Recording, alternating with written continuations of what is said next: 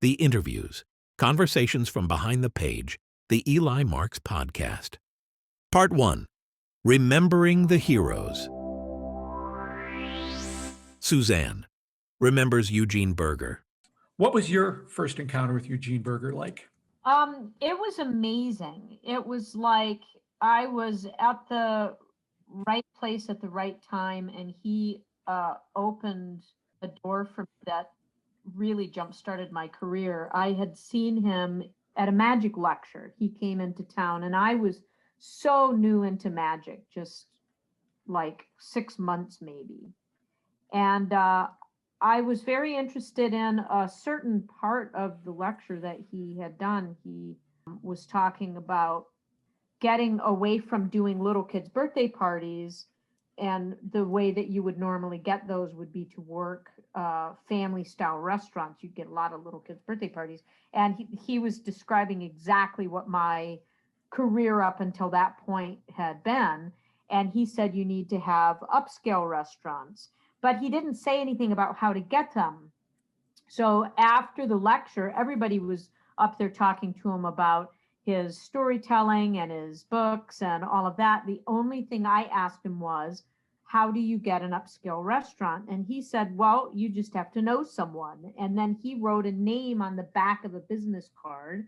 And it happened to be this guy who was the general manager and head chef at Rupert's American Cafe, which at the time was the hottest nightclub restaurant in Minneapolis, where children didn't really go, and it was very upscale and very lovely. Well, this guy used to work in Chicago with Eugene, and so he knew how well magic worked. And the fact that Eugene just gave me that name, and I looked like a 12-year-old boy at the time. He didn't know anything about me, and he just so generously just gave me that name of, I mean, this was golden that he gave me. And so our relationship just blossomed from there. So, Suzanne, what do you think it was that set Eugene apart from other magicians? His generosity, his willingness to open doors for people and to help people. I think that other magicians did storytelling magic, but Eugene understood how storytelling magic worked.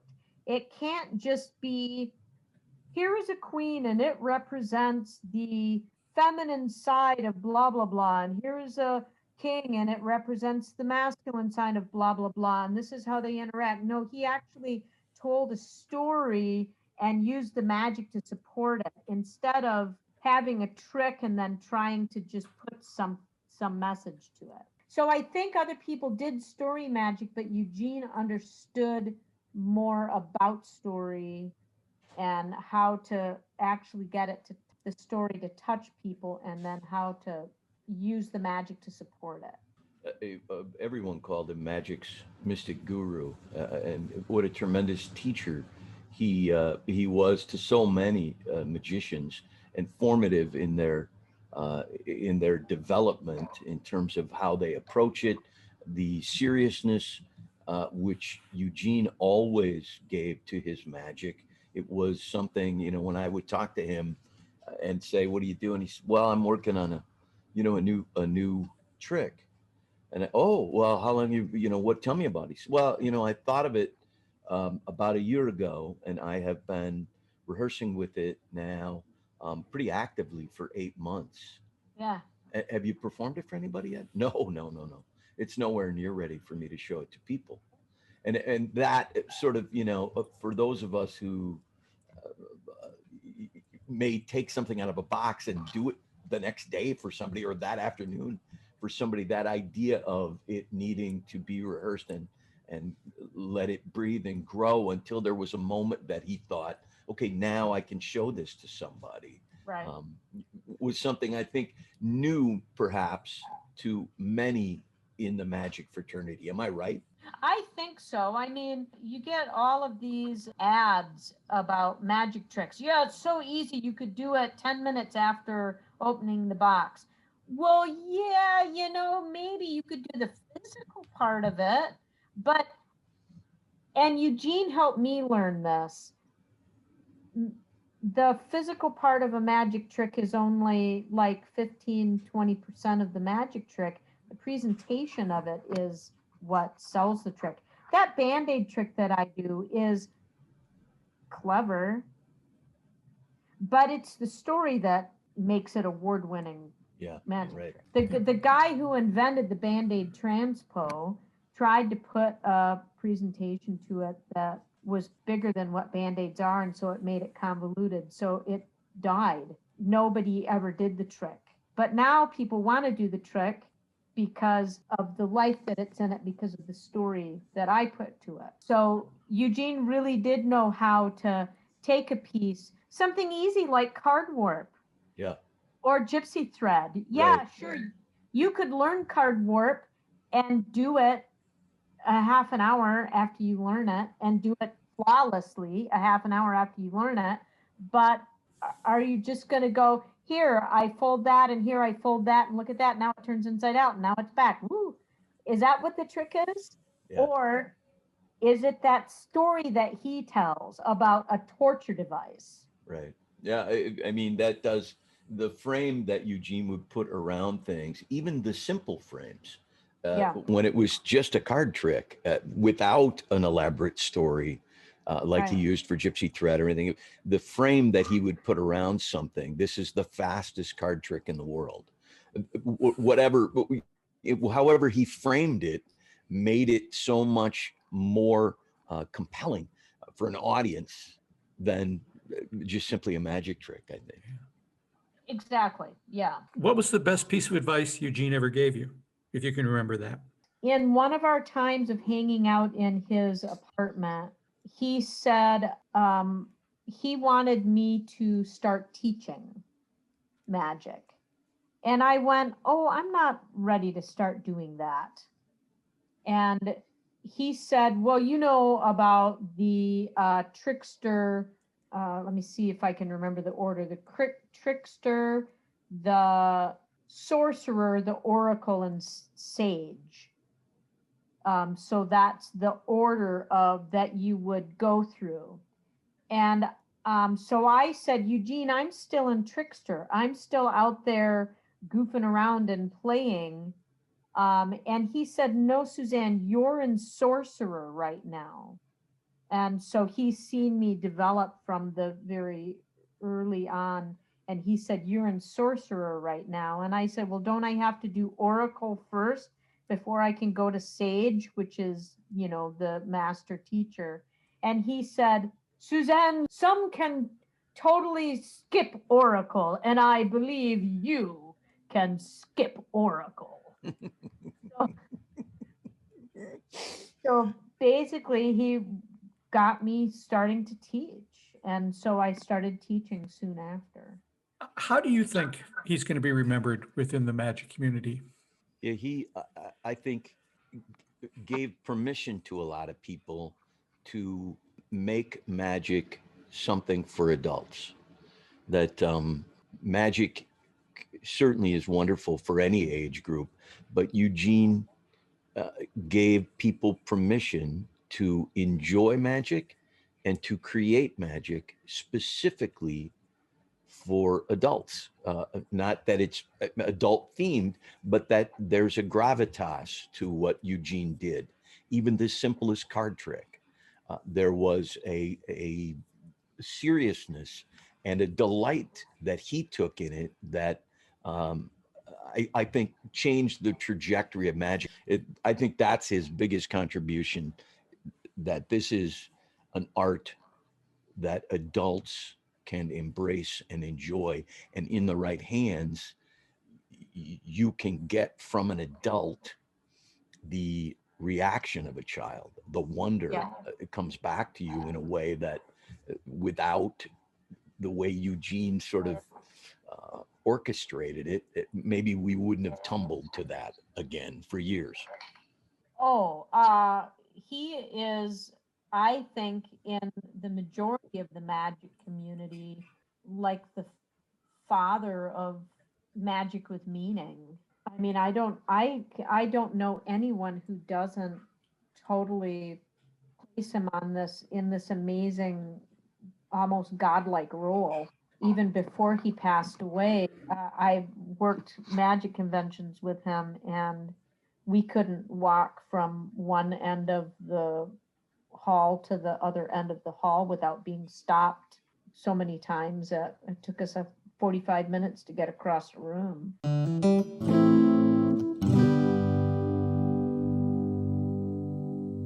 John Carney remembers Dai Vernon and mentoring. So let's just dive in. Who was Dai Vernon? Dai Vernon was, I would call him my mentor, though it wasn't like a formal relationship. But he was mentor to hundreds, thousands of magicians through his books. You know, he just thought through things very thoroughly. I mean, he was very skillful, but he was smart as he was skillful. So, you know, good sleight of hand is in the planning stages. It's not like, all right, I'm already performing now, let's see if I can get away with this.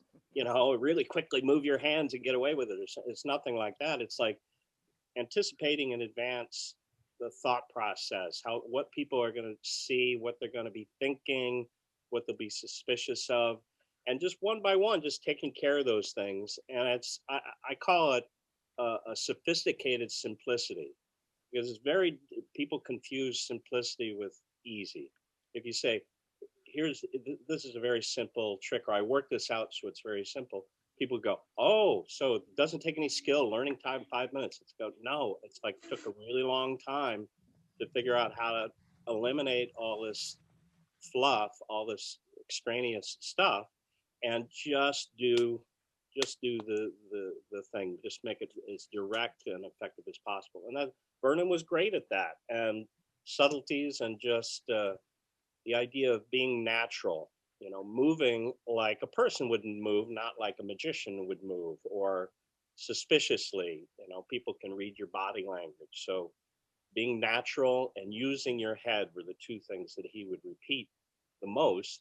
And it's like the core, like, again, very simple ideas, but very difficult. And it takes many years of study to implement those ideas. You don't, the beginner, the hack, they always know the easy way. They never know the simple way.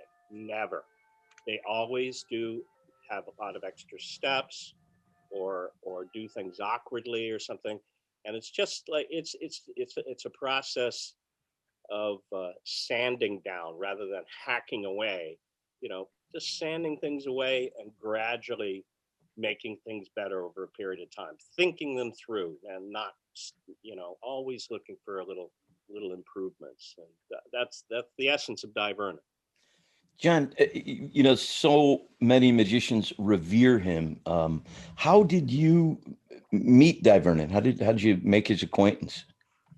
Well, it was first through his books. I remember there was they auctioned off some items at my local magic club in Des Moines, Iowa, when I was like 14 or 15 years old.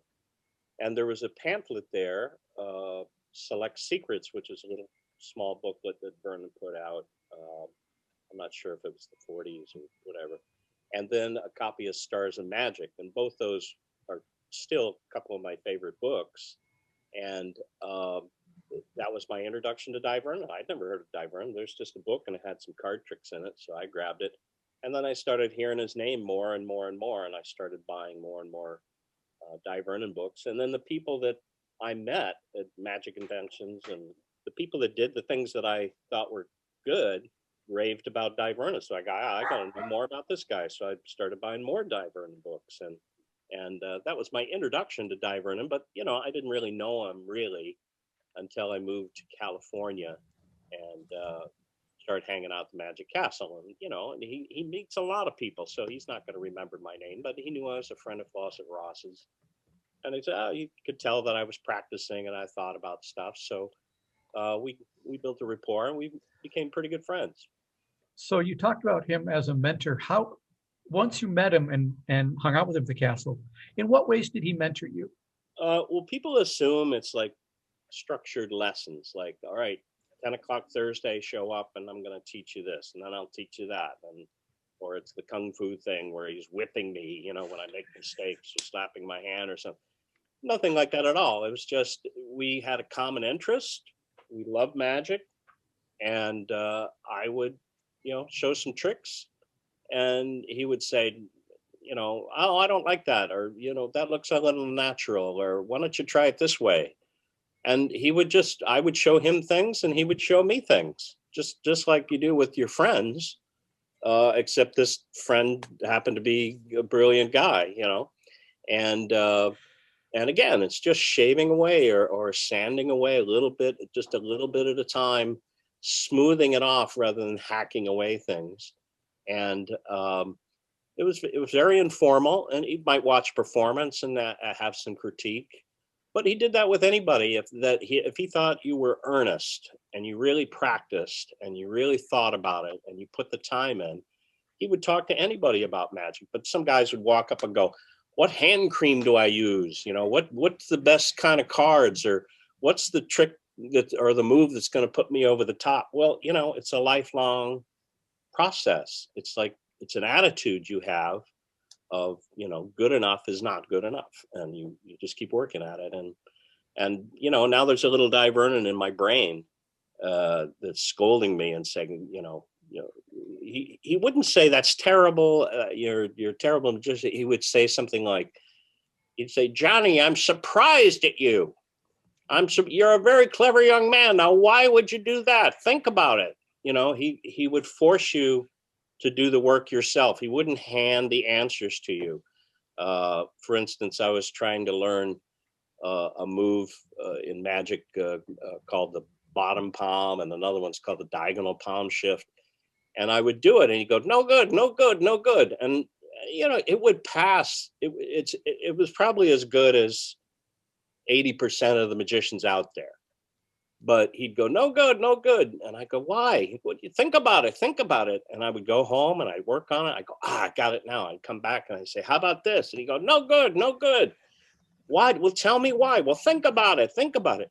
So he taught me how to fish. He didn't just give me a fish.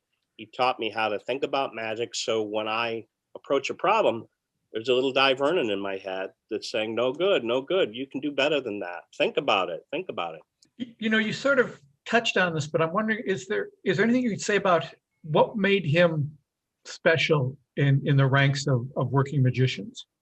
Yeah, you know, I wouldn't consider him like a fantastically successful magician making lots of money and traveling around and world famous and that kind of a thing. But he was just total success at what he did. And the thing that distinguished him is something I learned from him. It's a conversational style.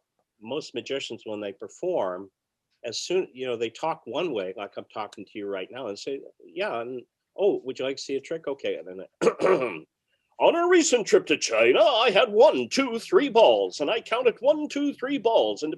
And now it's like procedure and describing what you're doing. It's no longer conversation.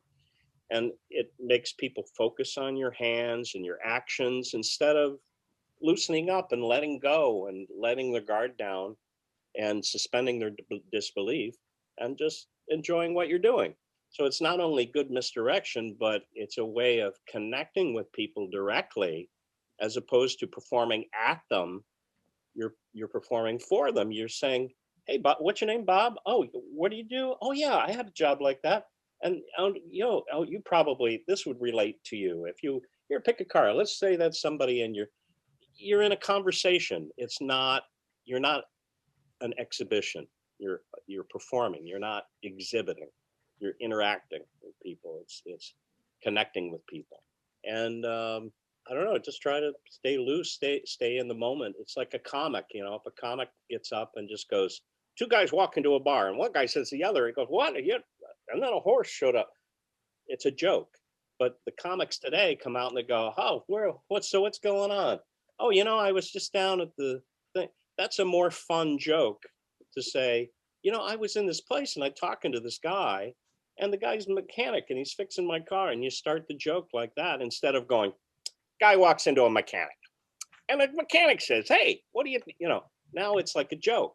But yeah, this conversational style draws people in because it's like you're talking to them, and I even try to do that visually, connect with people, so I can have a completely blackened out theater because the lights are in my eyes and it's a big theater and I can't see any people at all, but I move my head up and to the right and up and to the left and down to the center and down to the lower, and I just keep talking and I pretend that I see somebody and I'll gesture to them like I can see them, and I can't see anybody. I just see blackness.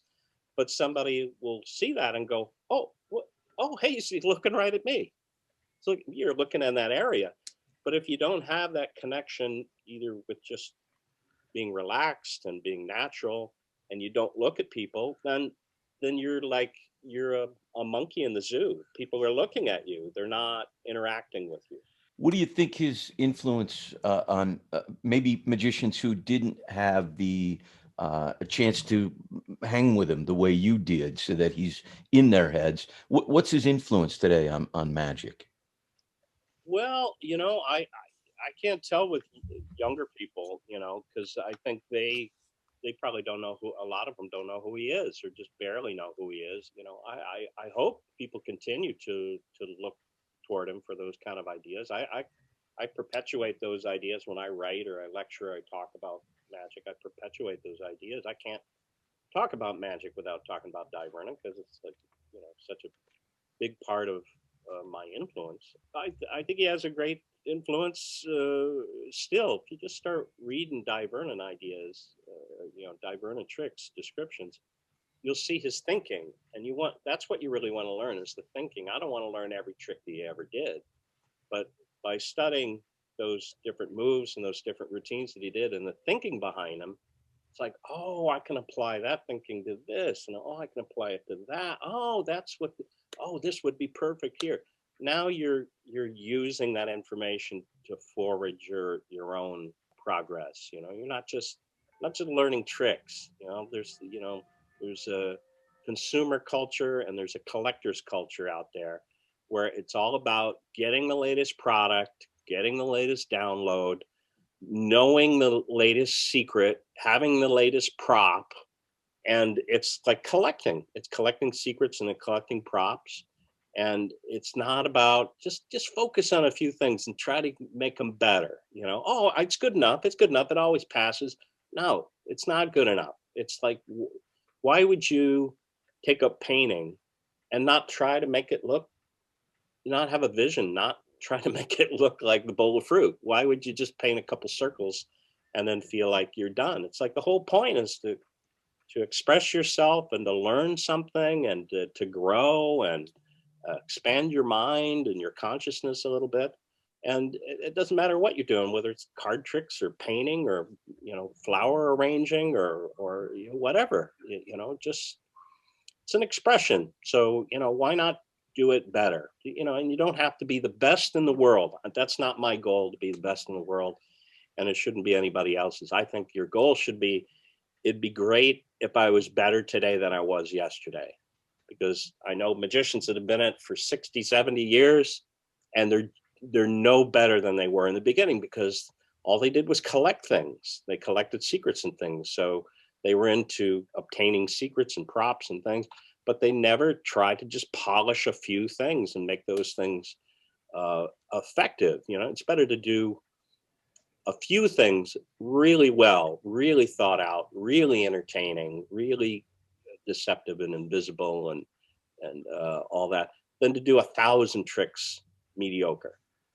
You're not going to do 1,000 tricks for people. If you do 4 or 5 tricks for people and if they're fantastic and they're entertaining, what do you need that many more tricks for? It's like, but it's fun. It's fun to learn all those things. I do it too, but find a few things, have a working repertoire, develop a working repertoire where those things are angle proof, they're entertaining, they're deceptive. You practice them on a regular basis. You don't practice and then just stop practicing them.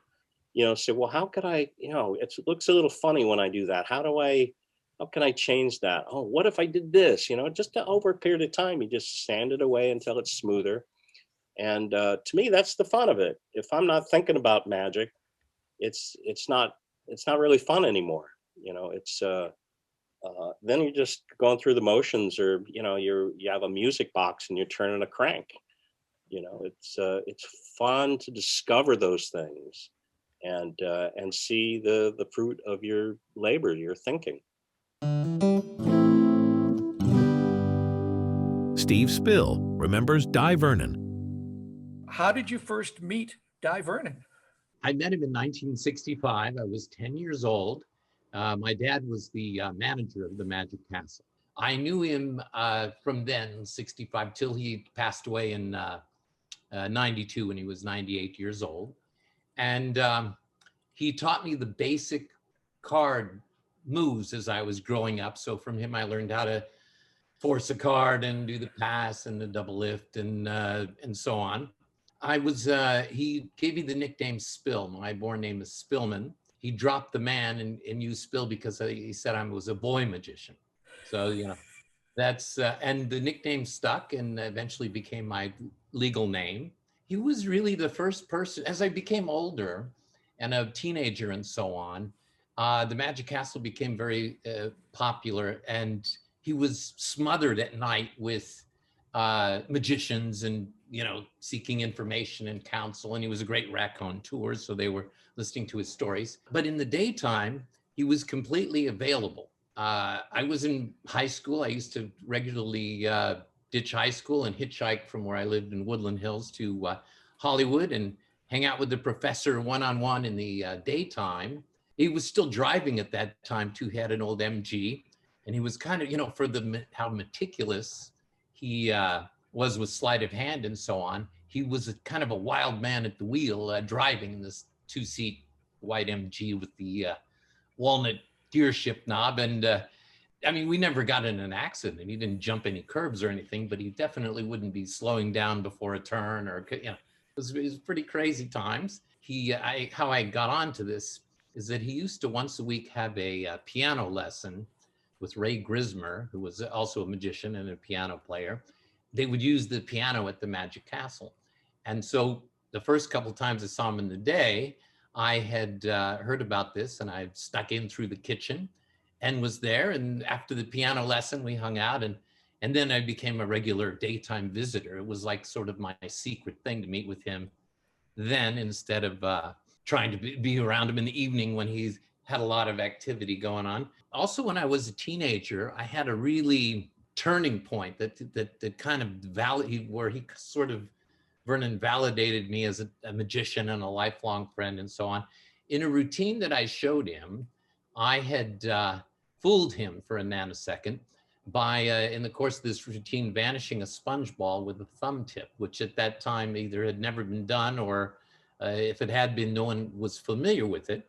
And that at that point he had told me, and I think I was about 17 then, that if I stuck with magic, I could make a mark in this craft. I should mention that he was really in the 20s in a backroom underground sort of way, recognized as the very top sleight of hand artist. He traveled the country seeking out card cheats and gaining their confidence and learning secret moves from them.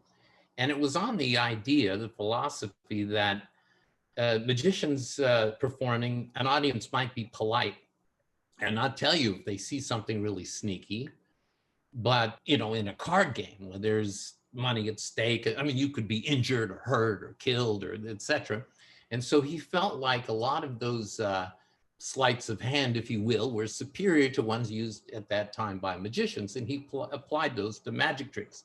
When he kind of moved from that underground acknowledgement to being a known expert was when he fooled Houdini, which he fooled him a number of times in a row with the ambitious card trick, which, if you don't know, a card is placed in the center of the deck and it keeps rising to the top. Aside from the fact that he did the basic sleight for that rather well, he also incorporated what's known as a double face card, which made the trick even more deceptive.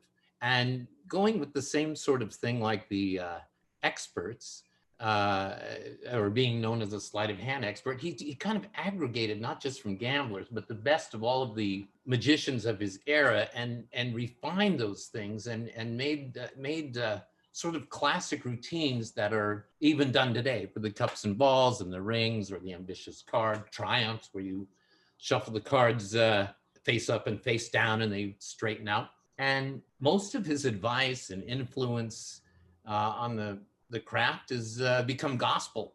You know, a lot of his original thoughts and philosophies are just, they're taken for granted. They don't even probably go credit back to him, a lot of them, but they did originate with him.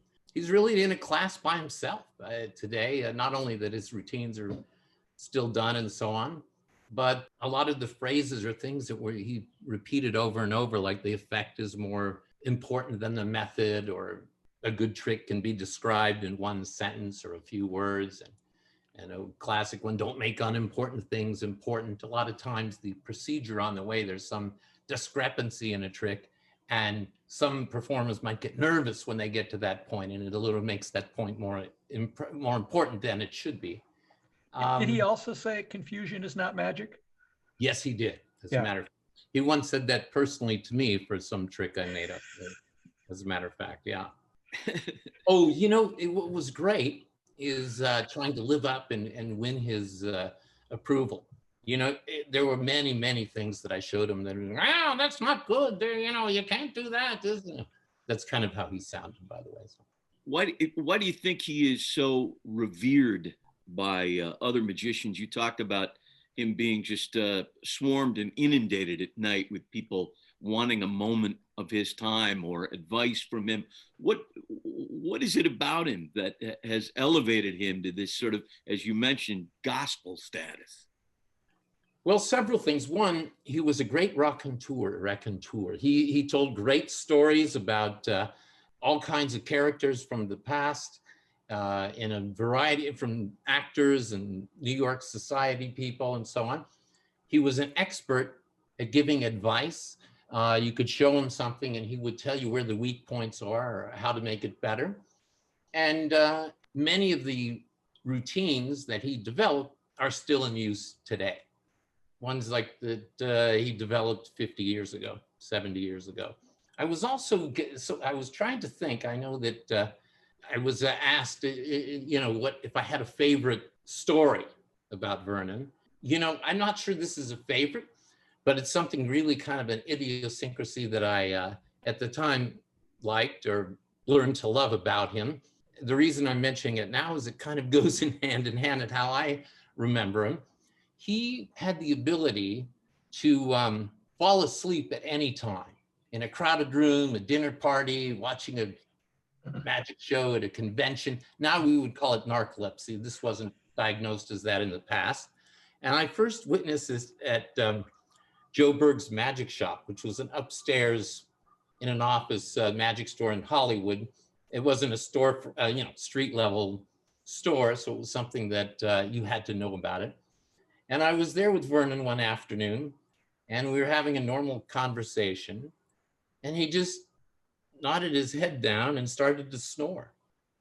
And the guy working at the magic shop, normally Joe Berg was there himself, but sometimes he would have to take his wife to the doctor or something, and his son Ronnie Berg would take over. And if Ronnie wasn't available, Mike Skinner, who was also a student of Vernon and a great sleight of hand artist with a huge repertoire, would work there. And he was there that day. And, you know, Vernon starts to nod off. And Mike says to me, you know how you wake him up? If you whisper diagonal palm shift, the professor will instantly wake up. So he's, you know, snoring and his head is down. And I say, diagonal palm shift. And he instantly wakes up and says, well, the diagonal palm shift, if you combine it with the Leipzig bottom palm and do a back palm, you can have a hard card concealed and show both hands empty while smoking a cigar. And, you know, and it was a very elaborate procedure and something that he had sort of combined some ideas from different people. And it was something that was unique to him. I have a fond memory of that. And many times, that was about 12 when that happened. And many times since, I would see him nod off and demonstrate that for other people. It was really funny. At that time, there were not really comedy performers in magic. What was thought of as a comedy magic was Carl Ballantine, who was a great guy, knew him a little bit. He even came to my Magicopolis show once, where all the tricks go wrong. And I kind of wanted to try and be funny, but, I wanted the tricks to go right. And I think that's from growing up, meeting a lot of Dai Vernon and Charlie Miller and so on, these guys that weren't particularly funny. So I had that as kind of my foundation. It wasn't until I met Al Flosso one year, came from New York to be on the It's Magic Show, which was an annual magic show produced by Milt Larson at the Wilshire Bell Theater. And when they did the tech check, I was the boy that assisted him for the Miser's Dream. And so it started to be the really revelation. I became friendly with Flosso, and during the course of the week hung out with him backstage with most of the shows.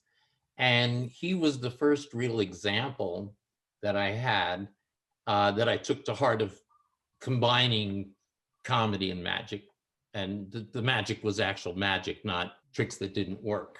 I don't know if you noticed, but you have two magic geeks here with our mouths agape that you got to work with Al Flosso. Yeah, Al Flosso, Charlie Miller, Dai Vernon, my goodness, Kuda Bucks and Francis Carlisle. I mean, these are incredible names if you are interested in magic, and you hung out and spent time and learned from them. Well, at that time, magic was kind of at a low ebb. These men were not really working professionally too much. Goshman kind of worked a little bit, or more than the other guys, but mostly they were hanging out.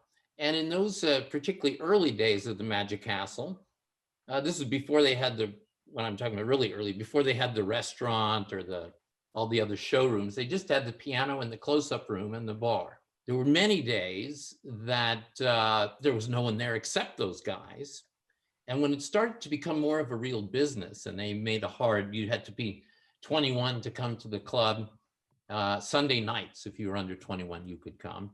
That was kind of, I had them all to myself sort of from I was maybe 10 to 12 or 13 years old. And then as a teenager and an adult, the castle became more popular, and they added the restaurant and the showrooms and so on. Were it not for the fact that my dad was the manager, which I can give you a little bit of background on that. My dad was in radio and then started in early television. I'm originally from San Francisco, and my family moved to Los Angeles to be more involved in early television. They had recently done the coast-to-coast hookup, and the networks were all starting and so on. And my dad, knocked on a lot of doors and did a lot of interviews and so on. And he met Bill Larson when the Magic Castle was sort of an idea before they'd actually, built the club and opened it. And anyway, so he met, Bill Larson worked at CBS at that time. I think he was a producer or something. And magic was a hobby with my dad. My grandfather was a tailor in San Francisco and had sewn some secret pockets in a magician's tuxedo. And that magician taught my grandfather a few tricks, which he taught to my dad, and that's where his interest in magic came from. And that's how it was kind of passed on to me. I learned my first few tricks when I was, 5 years old. So it's in your blood. Now, do you think if you hadn't have had that time, individual time with these guys, do you think you might not have gone into entertainment? Or do you think that was predestined? You just got really lucky with your teachers? I have no idea, but at some point it became a cosmic mandate. I sort of had to do it. And, sometimes you always hear of the Stockholm, syndrome, where people are kidnapped and then they fall in love with their captor. That's a little bit, I've been a slave to magic for, a long time. So that's great. So it's, how do you think Dai Vernon will be remembered? I think Dai Vernon is in a class by himself and will always be held up as the highest bar of sleight of hand in terms of art and skill and genius. I think that's a mantle that he'll be always ascend to, Jay Johnson remembers Harry Anderson. Let's just go back to when, where, and how did you first meet Harry? the Circus Hotel in Reno had decided they wanted to do a comedy club, I guess. So they turned one of their lounges into a comedy club. And Mike Lacey of the Comedy Magic Club booked it because he knew everybody in the world. And I'm flying up with Mike Lacey to open this room. And he said, a great opening act for you. His name is Harry Anderson. And he's very, very funny. He's a magician. He does this thing where he sticks a needle in his arm and he does this and says, I can play Melancholy Baby for you. And the way Mike described the act of some guy jabbing himself with a hat pin, I thought, I don't know that there's any humor in that at all. That's what I said, but I just didn't know Harry. So in this next 2 weeks that we bonded immediately. I filled a role as his pitch man, straight man, bumbling assistant or whatever it was, just perfectly. And so I guess by the time we were done with that run, I don't think a week went by that we didn't call each other. I always say that I was Harry Anderson was my opening act, and he really was at the comedy club. So, but he knew so much about so much. He feigned this character, this con man kind of street guy.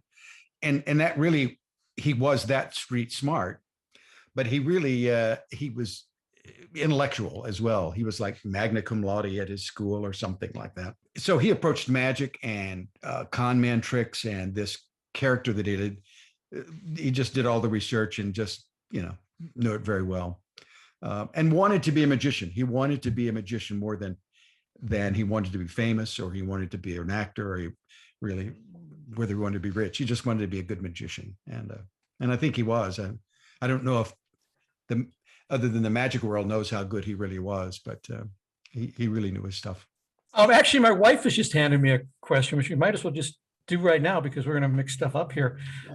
She wants to know, did Harry ever tell you something when you thought he was being funny and he was really being serious, where you thought he was making a joke and you went, no, I'm seriously saying this? He was very rarely serious. Even his seriousness had sort of a joke to it, I can't remember a time when he said something that I didn't understand. It was either a sincere emotion or a laugh thing, but he would hit his head on something. I would say, are you okay? And he would go, if I was okay, I wouldn't have said, ouch. And that was this, are you okay? If I was okay, I wouldn't be throwing up, that kind of stuff. So, it's just, and he knew every line in the world. So, but we talked about serious stuff a lot, he was a very political left winger and so am I. And we had similar feelings about it. So we talked about that a lot, but it was just mainly having fun. I look at comics, and I know you do too, John and Jim, and funny things just happen to those people. They attract funniness, funny situations, and they were able to tell about them. And I think Harry attracted situations that were just not normal. Just not normal. I'm going to jump in there. Do you have an example of a favorite story from Harry where something like that happened? Well, yeah, and it was like within the first week that we had met. So the pit bosses took an interest in us. So one night, pit boss said something about it being a tough night, and this guy with the cards, he said maybe crypto card, everyone was talking cards, and I said, well, Harry Anderson is maybe the best card guy in the world. I didn't know that, had no idea. He's just my new friend. So they said, yeah, well, we are the card experts here. We've seen it all. There's not a trick in the world that we don't know. And I said, well, you've never seen Harry. And they said, well, no, we've seen everybody. I said, well, okay. Yeah, maybe you have. And Harry wasn't saying much. And I thought that was the end of it. And they went, so he's good, huh? And I said, yeah, the best I've ever seen. And I've never seen him do a card trick at this point in my life. So they say, okay. And literally I feel like this, and they're pulling me by the collar and they drag us over to a 21 table that has got a tarp over it, and they pull the tarp off. They sit me down and they sit with me either side at the table, and they push Harry around to the dealer side and throw him a deck of cards. And they say, okay, amaze us, but if we catch you, you're cut off. No drinks at the bar. Wow. So we went, okay. I didn't know what was going on. So Harry says, okay, I know how this works. You guys give me, you give me a rigged deck, and I'm supposed to, no, those cards are real. They're right off the, I don't believe you. He started running through them, he shuffled them and ran through them again and said, okay, they're good. These are cards. These are cards. And he put it down, and it was one of those talking tricks. It was like, one day a king went down to the store for $2, and then he went and he did this whole thing with this deck. They were amazed. They said, I don't know. I don't know how you did that. And so we were kings again. Now, what Harry told me later is that he knew that they were expecting manipulation tricks, but what he had done is when he shuffled, he had arranged them in the way that he wanted them done when he was talking about, I believe you guys are cheating me. So they never caught that. So it was basically just turning over the cards that were there. There was nothing but the fact he had memorized the deck, And again, so Harry Anderson was the weird guy, the ventriloquist and the magician over there. Watch him, watch him. So, okay, maybe 2 nights later, Harry's playing blackjack. I'm standing behind him. And he always play it at 3 or 4 in the morning because there's not that many people and they don't rush you and everything. So I said, great. So I don't play cards. My math is not that quick, but he was playing blackjack. Little Asian man sitting next to him. And it's a single deck. And Harry's doing okay, not making a lot of money, but doing okay. But one of the pit bosses that had seen him a couple of nights before walked over to this pit boss when he called for a new deck. It's a new deck. So they bring over the deck, and he puts it down. He looks at us and he says, you got to watch those two. You got to really watch those two. They're really, just watch them. And it was kind of a joke, but the dealer didn't quite know how to take it. Start the game again. 2 hands in, the Asian man is dealt a red backed card from a blue deck. Boom. And everything stops. Dealer puts up his hands like this, does a snap. Pit boss is over there that fast. And the pit boss looks at the red card and he looks at us and he said, I hope that you guys had nothing to do with this. And we said, no, not at all, not at all. And just as we think, oh my God, how are we going to get out of this? The dealer said to the pit boss, he said, I forget the word he used, but basically he used the word that I didn't check the backs. I think he said I didn't fan them. Now with a single deck, they're supposed to check because 1 out of 1,000 decks might have a red card, might have a joker, might have a stuff. So they need to spread them. And when he came up and said, watch these guys, it flubbed his routine and he didn't do it. So he admitted that was the mistake. And the pit boss said, okay, yeah, it happens more than. And he took the deck and he held it like this. And he said, in his 2 hands, and he said, I'm really glad that you guys didn't have anything to do with it. And with his hand, he ripped the deck in 2 and threw it into the container. I understand later that that's a trick that dealers could do. They fan the cards as they're really just ripping 1 card at a time. It looks like the whole deck, but we were convinced. We didn't gamble anymore during that run. So yeah, that was the first week we had met. That's the first. We just became a con team. And the rumors then fly. The rumors then fly. They had cheated at the games, but the guys didn't catch them, and they did this and they did that. And by the time we left, they literally turned that comedy club back into a Keno bar. I mean, they said, that's it. We don't want anything to do with this. Yeah. There was one night that this lady in the front row was really, really drunk, too drunk to be there. And Harry looked at and he said, we need to do something about that. And the bouncer wasn't interested. So he said, the only thing we can do is get her to leave on her own.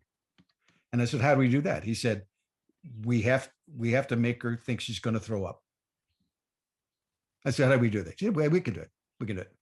I said, okay, you're on first. He said, okay, I'm going to be on first. So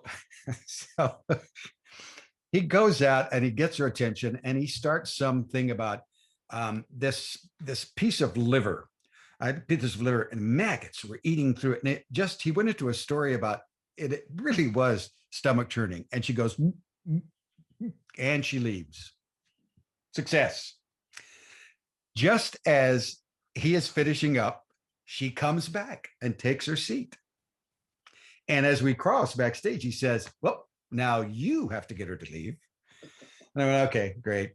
So I go on stage and I had no idea, but at that time it was Bob. And when I took Bob out, Bob pretended he was sick, that he was too drunk. And he goes, I don't think I could have. He looked at the lady. He said, I think I'm gonna. And he acted like he tossed into his suitcase. So he just put his head in, and I just made vomit sounds. She said, yep, she's out. So we both got her to leave. Yeah. He made me do things that I didn't think I would do. Yeah. Was there a difference between Harry, either on stage or screen, and Harry in real life? Sometimes there's a difference between. Yeah. Was there? Not a lot of difference. He was not that 40s character, but he was that witty and that kind of guy. He was really generous and really kind. Money-wise, he believed that it's like a river. If you get some of it, you have to put it back and you keep it circulating. And so when he was working the street, if he had a really good day and a good tip box, he would tip the shoe shine guy, $20 for his shoe, or hit somebody else and just keep that money on the street, keep it going around. But he dressed like that, most of the time he dressed like those painted ties, and that fedora was always there. So yeah, I would say that, if you step back and realize that every stage character is not anything but a character, what you saw was what you get. He was really honest and really blunt about it, and really generous, and really, he cared about people a lot. He would help people a lot. He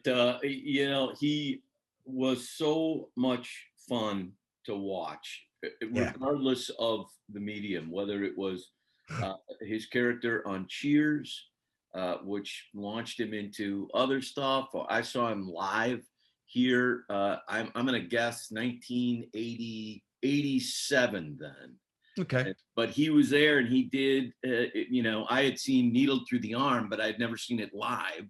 And so it's amazing. He did Needle Through the Arm, which was obviously a showstopper in any way, shape, or form. And he followed it up by saying, I'm sure a lot of people here came to see Judge Harry Stone, and now they're thinking, what the heck is going on? Why? This guy just put a needle through his arm. So anybody want to see a rabbit trick? And we all went, sure.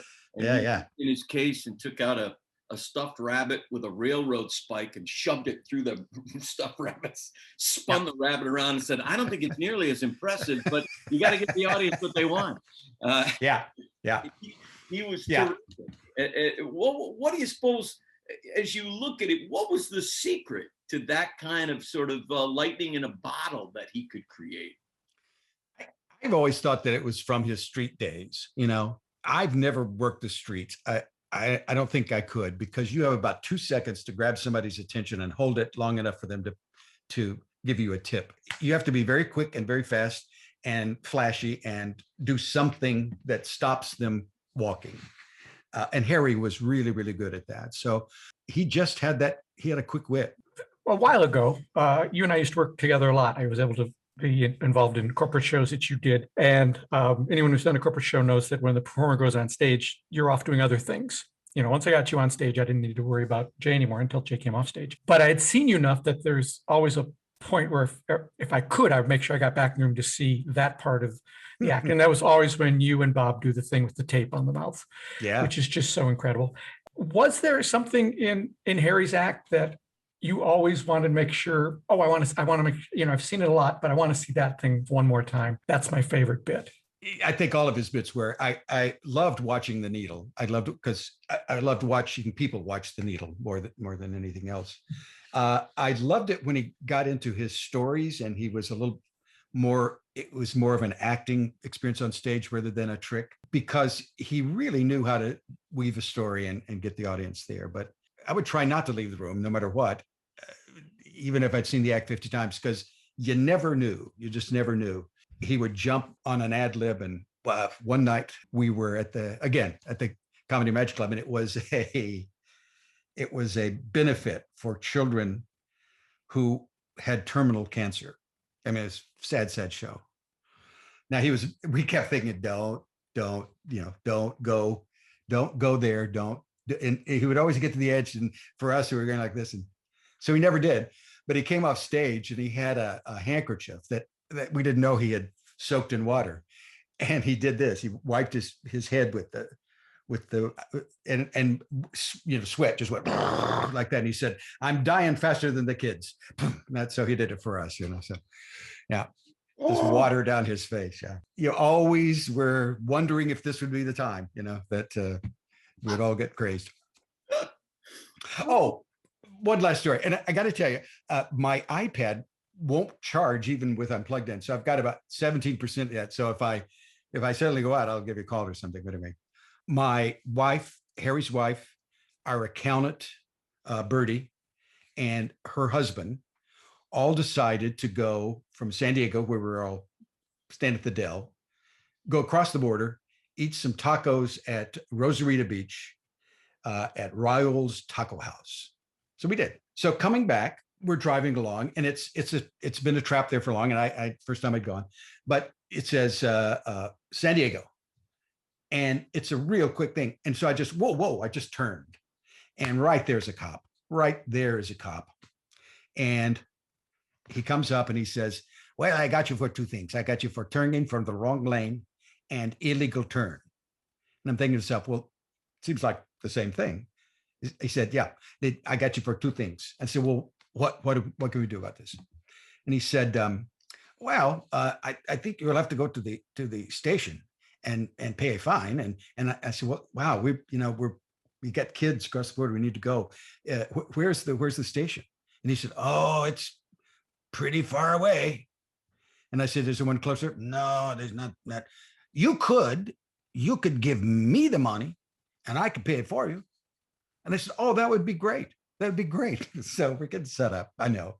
And Harry's kind of looking askance. And I said, "Well, how much would that be?" And he goes, now I have to back up and say, as the cop is walking up, Harry has said to me, "Don't mess with this guy. These guys are serious. Okay, just play it cool." I mean, "Hey, I'm cooler than you." Okay, we're good. So the guy said, "Well, let's see. I got you for two things. I got you for illegal turn. I got you for turning the wrong lane. I think it would be about $50. And suddenly Harry says, About? Fines aren't about. They either are or they aren't. You can't do about. It's not an about. I play a judge on television. Let me tell you something right now. You can't have it." And he just went off with this guy. I'm going, "It's okay, Harry. It's okay, Harry." He just went crazy on this guy for his about $50.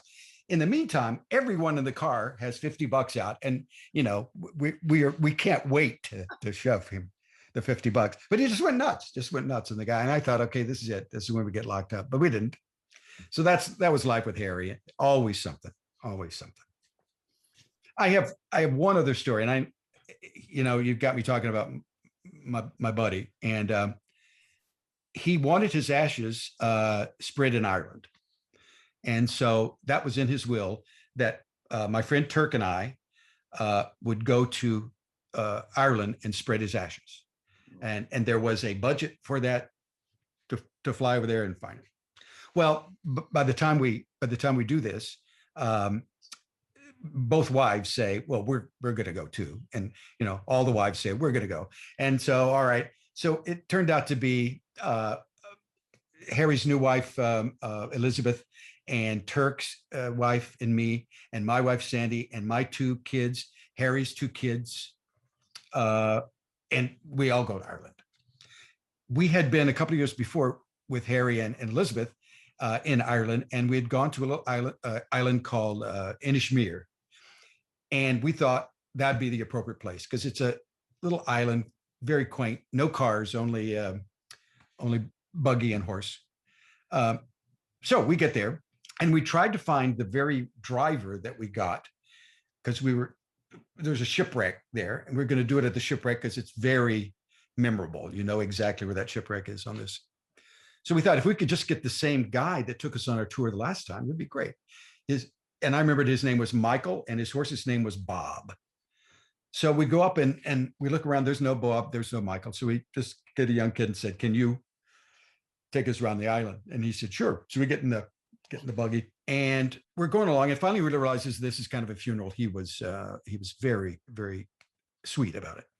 And I said, we were looking for Michael and Bob. I said, "Do you know?" It's the last time we was Michael and Bob. Do you know Michael and his horse Bob? And he says, "Oh yeah. It's just a legend here on the island. Yeah, he just passed." And we went, "What? Michael passed?"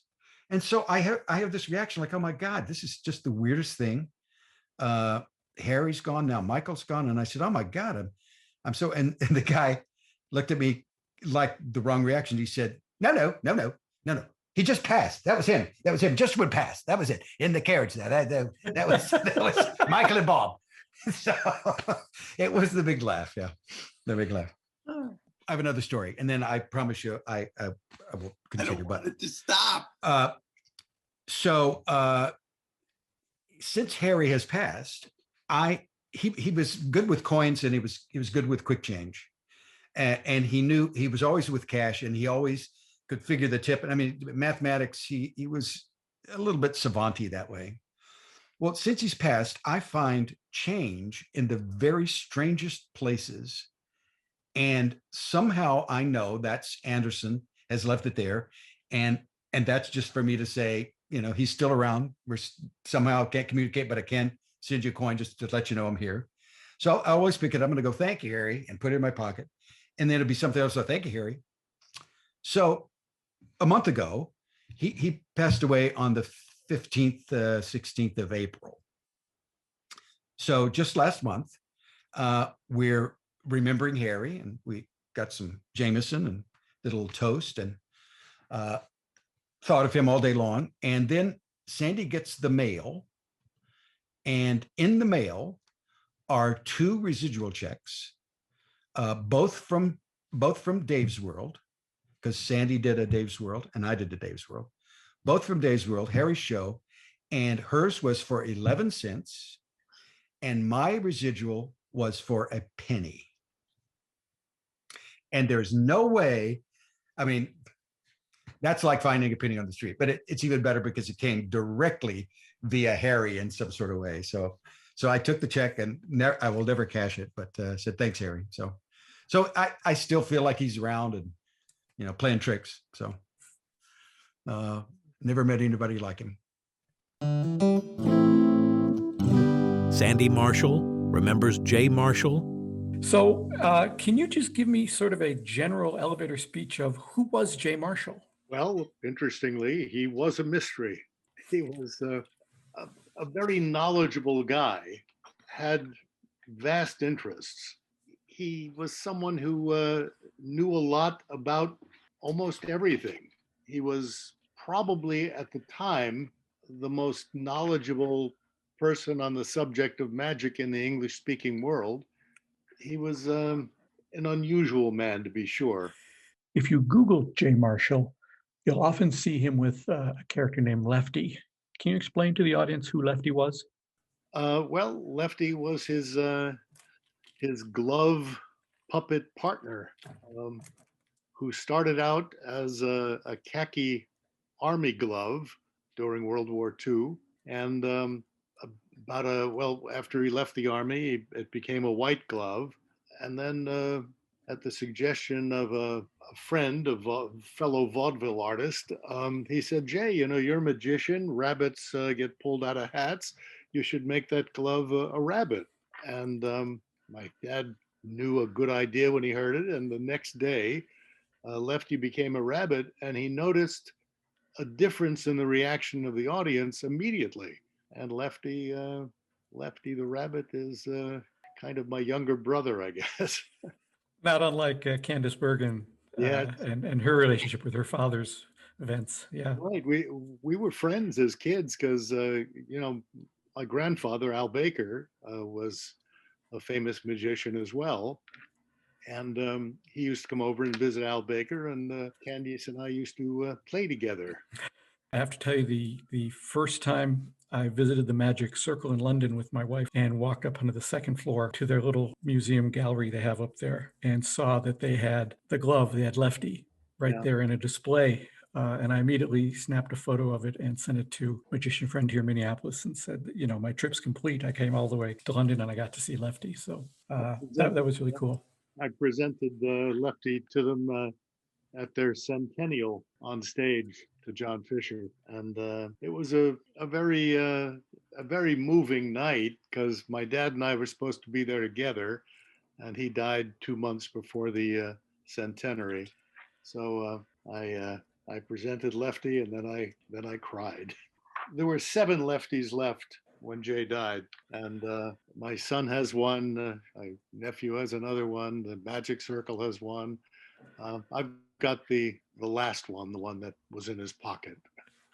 You kind of touched on this a little bit, but what was it that set Jay Marshall apart from other magicians? Well, I think the fact that he was so knowledgeable about magic. I mean, he knew virtually everything about magic, and people would come to him and ask him about it all the time. When I was 15 years old, I invented a coin trick, which I thought was really quite good, and I have fooled magicians with this particular trick over the years, and I still do it. Anyway, when I showed it to my father, his reaction was, "That's all right as far as those things go," and I got to tell you, from my dad, that was high praise because he was always a very hard marker, Yes. especially when it came to magic. Yes. I was just talking with my co-host this morning. We're talking about Eugene Burger, and I said, I'll be talking to you this afternoon. And Jim wished he could be here, but he's at another recording right now. But he talked about that when Eugene redid his gypsy thread routine, that your dad didn't like it and had no problem telling him that he didn't like the changes he'd made to the gypsy thread routine. And he kind of had that reputation of he spoke his mind.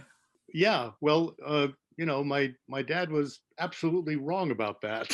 Eugene's gypsy thread routine was maybe the best ever, but I got to tell you, my dad was usually right about things, but he was occasionally very, very wrong.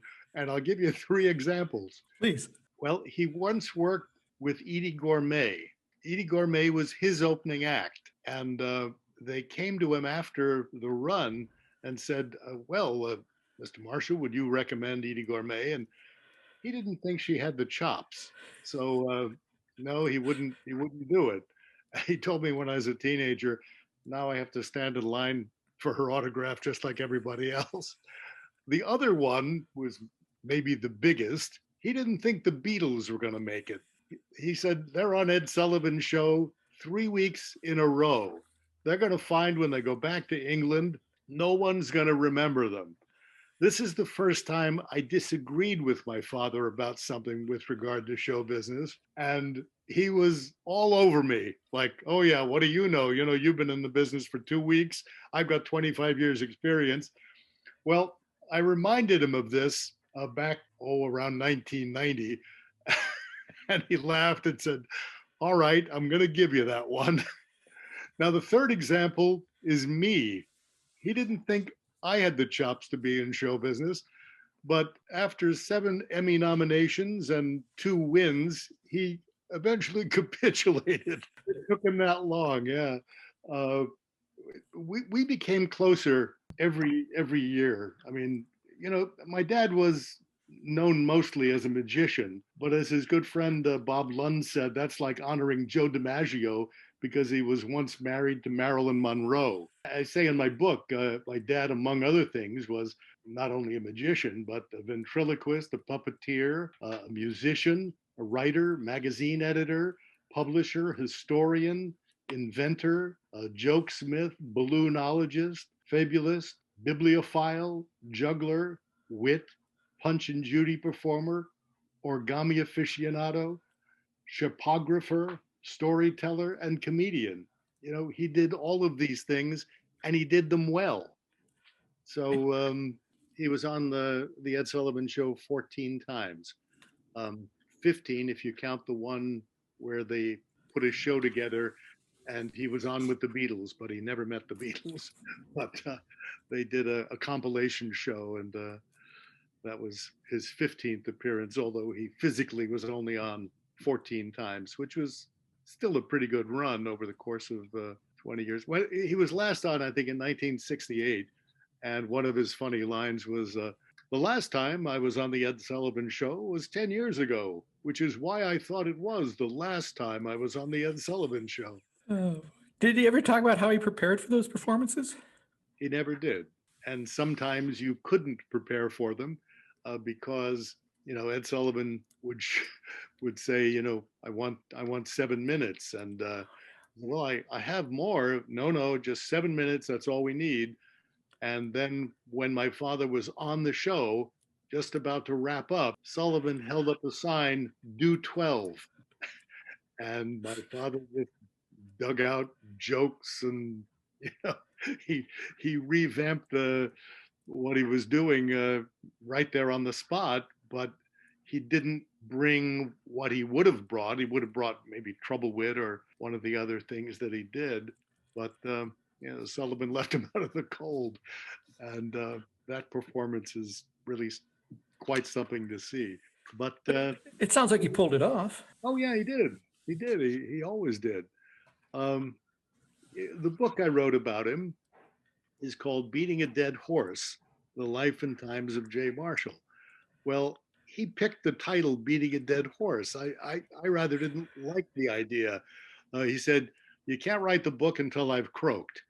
I said, oh, great, you'll be dead and the book will be called Beating a Dead Horse. That's funny. And he said, look, I did the same act for over 50 years. What else are you going to call it?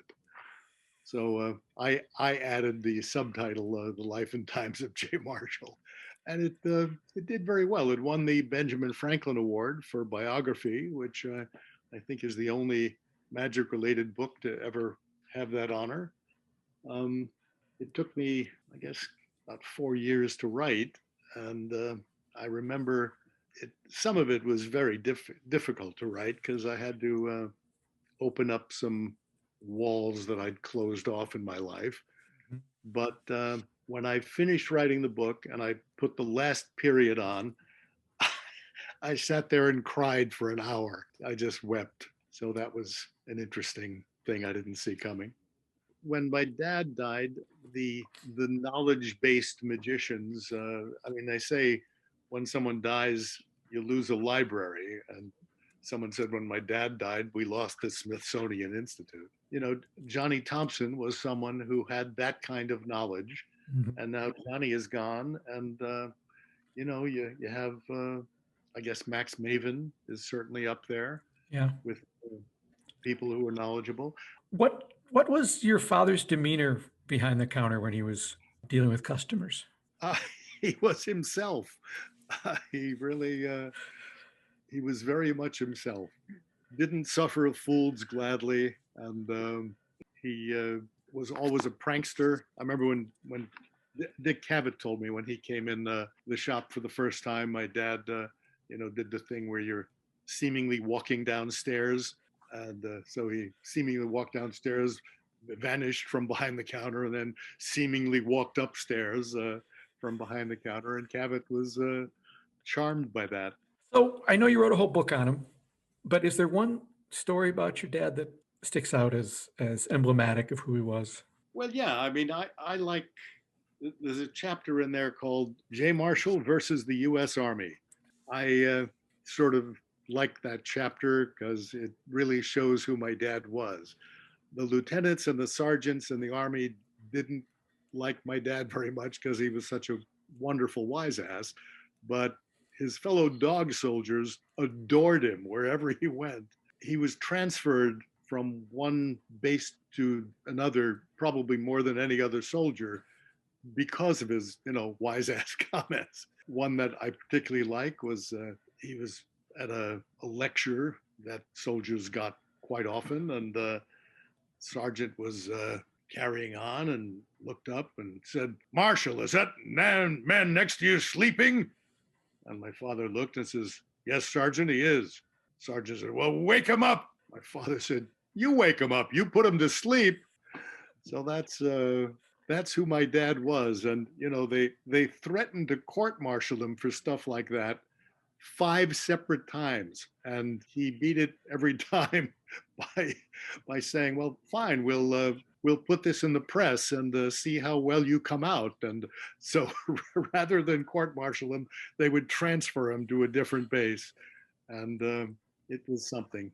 He wound up being sent in the South Pacific toward the end of the war, and wound up being one of the first Americans in Japan as part of the occupation army when the war ended, and performed for General MacArthur. My dad did a thing where he was with the cavalry, the tank corps in essence, and he had to go from one base to another in Japan, and he didn't like the idea of being in a tank schlepping across Japan for 5 hours. So he said, "Do I have to get in the tank, or is it just showing up at the base that's important?" He said, "Listen, if you show up at the base and can check in, get there any way you want." So instead of getting in the tank, my father took a train. And here's an American soldier with his weapon slung over his shoulder, reading a book on a train with every eye on him, all of the Japanese people looking at him. This is only a couple of weeks after the war had ended, and he suddenly realized maybe this wasn't such a good idea. And he told me he was reading a book, but he wasn't sure if he ever turned the page. But he did make it to the base on time. So how do you think the magic world and the world in general will remember Jay Marshall? Well, I think, if you entered magic in the last 15, 16 years, you have no idea who Jay Marshall was. Unless you're something of an historian, you go and pick up my book or read about him in some other form. But those that knew him, those that worked with him, I think remember him very fondly as someone who was so completely knowledgeable about magic and other subjects as well. His knowledge was extraordinary. And as I say, he was usually right. I flatter myself to think he was wrong about, my future in show business, as well as the Beatles and Edie Gourmet. But most of the, and by the way, Eugene Burger's Gypsy Thread, who was great. My dad's routine with Lefty was the tightest 8 minutes in show business. And he was a very funny man. People, I think of him that way. He was a genuine wit. And I learned a lot from the old man. But the thing that impressed him most was when we were at Sardi's together once, and the bartenders all knew my name. More than winning Emmys, more than anything else, the fact that at Sardi's the bartenders knew who I was, that impressed my father more than anything. Jamy Ian Swiss remembers Johnny Thompson and Eugene Burger. Very first thing I have to say to you is, again, thank you, because years and years and years ago, I wrote you probably an email that said, I want to use a quote from you at the beginning of the second book in the Eli Marks mystery series, which is called The Bullet Catch. And the quote was, "Nothing is foolproof because fools can be very determined," which is a great quote and works in every one of those books, and actually works in life pretty well too, when you realize how determined they can be. Where did you hear me say that? Oh, if I kept good notes, I'd be rich by now. Yeah, it's definitely me, but I I've been saying it for years and I've said it many times, but I don't recall where I wrote it. But I probably wrote it down somewhere. Well, anyway, thank you for that. It's one of my. Sure. Thanks for using it. Yeah, there's one from you, and then there's another one from Teller that are my two favorite. That What's tied the in. Teller quote? Teller went, "Oh, you're gonna put me on the spot." Something like, "Most people don't understand that magic is really someone willing to work on something a whole lot longer than anyone would reasonably do." Oh, yes, that's right. This is something I also quote a lot, especially in some talks for non-magicians. Teller says that the fact that no one would ever think we would ever work this hard to fool you is a method of magic. Yeah, it's really, really true. So anyway, we're going to do just a little bit of early stuff, and then we've got a bunch of present day stuff to talk to you about. But first, a little bit of origin from you. I know that Wikipedia, which is always correct, says you got into magic at the age of 7. Do you remember how that came about? When I was a little boy, I was extremely introverted, only child. I've since outgrown that phase. And my parents were always trying to introduce me to things, as they said in those days, to bring me out of myself. And so I was introduced to the arts and music and endless sort of activities and creative pursuits. And a friend of my dad's did a magic trick for him. And my father said, where do you get that? And the guy told him about Tannen's magic. He went to Tannen's magic. He asked about the trick. Lou Tannen sold it to him, taught it to him. And my father was not a magician, but he took us out, my mother and I, to a Chinese restaurant one night, and he performed the trick for me, which was quite astonishing and surprising for me. And then, not at the dinner table, but later at home, far from prying eyes like my mother's, he taught the trick to me. It's a famous trick called Color Vision Box. It's a wonderful little mind reading trick, and which you can repeat, and taught it to me. And this went now, and he began this process that went on for the next couple of years of him periodically. I would work very diligently, even at 7 or 8, on learning the script and learning the handling. And then he'd go and get another trick. And the only time my father ever performed was for me. But this was a brilliant insight on his part, because the biggest problem when you start in magic is when you learn the secret, you're invariably disappointed. It's always something surprisingly simple, just a piece of nonlinear thinking or something counterintuitive. And so when I would have that fear of how am I going to fool somebody with this? Is this going to work? He would be able to give me that touchstone and say, but remember how it fooled you when I performed it for you. Do you remember how the magic felt? And so that was really an inspiring way to start me. That's great. That's a great story. Thanks. What a brilliant man your father must have been. And not just from that story, but knowing a little about you and having seen you at Monday Night Magic, you're a pretty bright fella. So as my father would say, it didn't fall far from the tree. Absolutely true. I am my father's son.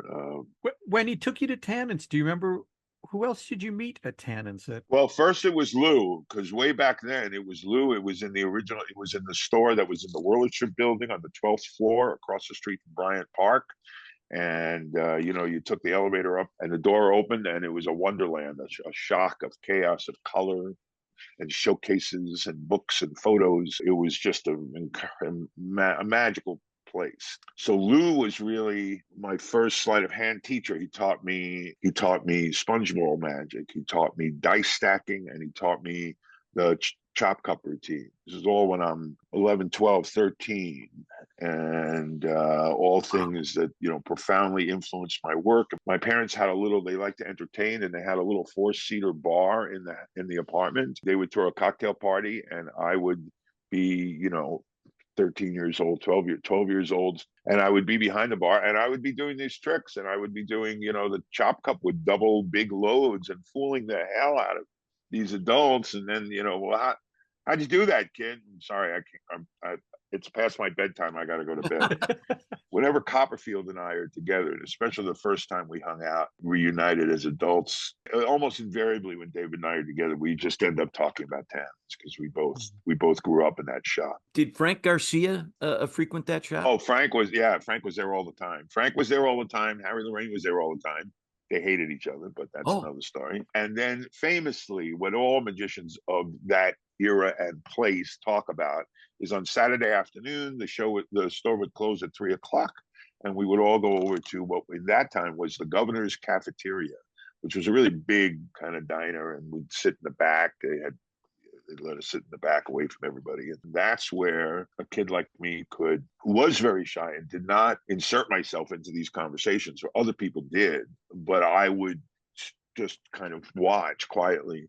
And I saw, again, Harry Lorraine, Frank Garcia, all these guys over and over, plus visiting magicians, anyone who was coming through town, whether it was on a lecture tour or for a show or to be on the Ed Sullivan Show on Sunday night. I met Al Coran, the great Al Coran, mentalist. I saw him perform 2 nights on the Tannins on Broadway show, Friday and Saturday night. He did Sullivan on Sunday, but on Saturday afternoon, I approached him in the store nervously with a copy of his book that I had been studying, knowing that he was coming to New York, and asked him to sign it, and also asked him a question about something in the book I didn't understand that he promptly demonstrated for me several times and kind of blew my mind. All that could happen. I knew it was a terrific thing. You would walk in on Saturday, it was like a magic convention, or Thursday night. They were open late on Thursday night. I remember asking Al Goshman on a Thursday night, could you show me this sponge ball vanish? And in his notoriously grumpy fashion, he went, here. And he just did it. And I was like, could you do it? Could you do it again? And he did it again. And he did it for me 6 times or something. And I really went home and learned a lot, got right to the mirror and duplicating and so forth. And in his grumpy fashion, he was inspiring and instructional. So I knew it was somewhat special, but the older I get, when I look back, I am more and more grateful for the opportunities I had, the great magicians I saw. I grew up going to the Tannins Jubilee. My dad took me to my first couple in my early teens. And, then by late teens and through to my 20s, I was going almost every year. And the close-up sessions every year would be Slidini and Al Goshman and Derek Dingle and Harry Lorraine and Frank Garcia. It's just, endless over and over again. It's just mind-blowing. The greatest magicians who ever lived, greatest magicians I ever saw. And some years ago, I wrote what turned out to be a 71-part series called Take Two, that's online at magiccana.com. And what it is, it's curated video, 3 to 5 videos, accompanied by a 1,500-word, more or less, essay. A few are about tricks, a few are about particular styles or branches of magic. Most are about individual magicians, some contemporary, some historical. And it's written actually for non-magicians as well as magicians. I don't discuss any methods really anywhere in it. It's really art appreciation, and which is an area that magic is, the literature of magic, which is abundant as a performing art, but the literature of magic is highly deficient in art appreciation for non-magicians, which is a literature that's rich in every other art you can name. And so the Take Two is sort of a kind of art appreciation. And a lot of those people I wrote about were people I saw and met at Tannins growing up in magic, and paying tribute to them now, trying to celebrate them and explain what made them great, I'll put a link to that in the show notes so that people can. Yeah, there's an archive page that lists, there's 2 archive pages, I think, one by number and the order of appearance and the other by subject. I think that's the greatest, briefly, I think that's the greatest contribution of Penn and Teller's Fool Us, because every time Penn talks about the act, he is providing art appreciation for non-magicians. Mm-hmm. And he is educating an audience of fans, magic fans. We had the good fortune of talking to Michael Close about that recently, and one of the curtains he pulled back was when it comes to the way that Penn very artfully says to the magician, the coding. Mike said, "Oh no, we work all that out. We tell him that. He's not making that up on the spot."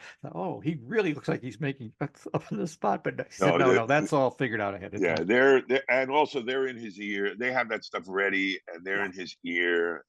And when I say they, because eventually it became just Mike, but in the early years, it was my last and great mentor, Johnny Thompson, and Michael. those guys make Penn look really smart. They really do. That you've led us right into the next question. I want to jump ahead. In the Eli Marks series, I'm not a magician. I am a student of magic. I've become more and more a student of magic over the years because I have to in order to be good at writing about it and be correct about it. And I don't think I've had anybody say anything that I got wrong in a book. One guy did complain that I revealed the armpit tourniquet in the first book, and I said it's a dangerous thing. You shouldn't do it. So I don't mind revealing that. But I did get a nice email from Teller once saying, I read one of the books, and you got the magic right, and most people don't when they write these kind of things. Oh, But you very, got very it nice. right. This is a role I performed for my old friend Neil Gaiman in American Gods. Oh, wow. In American Okay. Gods, the protagonist, Shadow, Mhm. teaches himself coin magic while he's in prison. And Neil and I first met during the time he was writing American Gods. My name appears in the credits and the acknowledgments in the back. And he's not like yourself, he's not a magician, but he's kind of a student of magic. He reads, and he wanted the magic to be accurate and asked me if I would look at it all. And That's fantastic. so That I is did, yeah. As I say, I'm trying to be a good student of magic. And when things happen in the magic world, I try to work them into the books. And when Nice. you were working with Johnny Thompson on that 2-volume set, I thought, well, that's perfect for the character of Uncle Harry, who is sort of a mix of Eugene Burger and Jay Marshall. If those two people came together, that's what Uncle Harry is to Eli. He is a mentor. He is a grouch. He's done everything, but he's a genius. So in one of the books, Harry has put out, with the help of a writer, a 2-volume set. So what was your process of working with Johnny on that? Oh my God.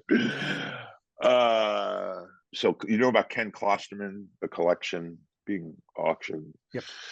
So my friend Gabe Fahudi, who owns Potter and Potter Auctions, when after the death of Kenny Klosterman, who had one of the greatest private collections of magic memorabilia, and after he died, the family decided eventually to break up the collection and auction it.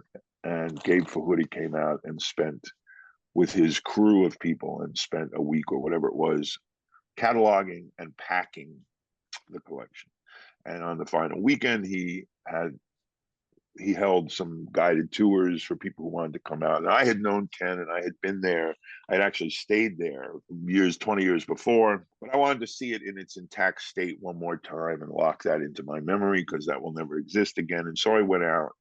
And that evening, I stayed late after the tours were over, and we were talking. And one of the objects that was being sold was the prop case, the briefcase, actually the magic book, not the briefcase, of the great sort of European mentalist, close-up magician, Dr. Stanley Jacks. And he would go from table to table, and he had this thing that looked like a book, and it would open up, and it was this prop case. And he used all these beautiful, interesting props. Well, Gabe, in his youth, in his early college days, had called up Ken Klosterman, asked him if he could come and visit. And he did. And Kenny was showing him and a few other guys around the collection. And he came to this case, and he came to a prop and mentioned that, I don't know what this is. I'm still trying to figure out what this is. And a very, very young Gabe Fahudi said, oh, that's in Tarbell. It's such and such. And Ken went, here's my phone number.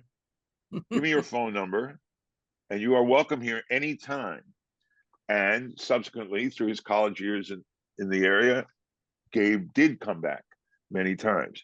Why I tell you this story, what's powerful about it, is that years later, when Gabe was cataloging the collection, he took the case apart and he found a business card in there on which Ken had written his phone number that day. That's fabulous. And what Gabe said to me was, when he told me this story, he said, I didn't know I've been training all my life for this job.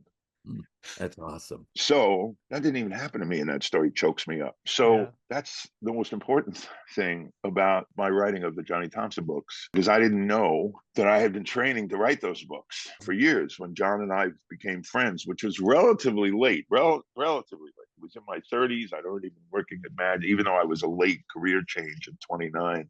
Still, I'd already been working as a full-time pro for some years, and had my sort of first breaks and whatever. And I met John in Japan along with Pam, and we worked this convention together, and then we ended up traveling thanks to Tono Nosaka. Tono Nosaka just paid to let me travel around for 10 days with Johnny. I hardly had any other work, but John had television work and a lecture and this and that. And for 10 days, we spent nonstop, 7 hours on the bullet train just talking about Vernon and magic and this and that. By the time, and he taught me the egg bag in the hotel room and loaned me one to use, which many years later he asked me back and I refused to give it to him. And by the time that trip was over, we were fast friends. And as my friend Levent said, John was our last mentor. We had many mentors, but John was our last mentor. And I spent, just untold hours with John and going to shows. I saw him in shows constantly in Atlantic City and Las Vegas, playing these big rooms and so on for the public, not just magic conventions, but, the real work. And I would just pepper him with questions. And it wasn't, at first it was about the stuff I was really interested in and doing, and Vernon. I'd always been a Vernon guy, but he sort of completely upped and enlarged my understanding of Vernon. But I also asked him about all the other stuff. I asked him about it that I didn't do. I asked him about illusions. I asked him about history. I asked him about the Bird Act in detail.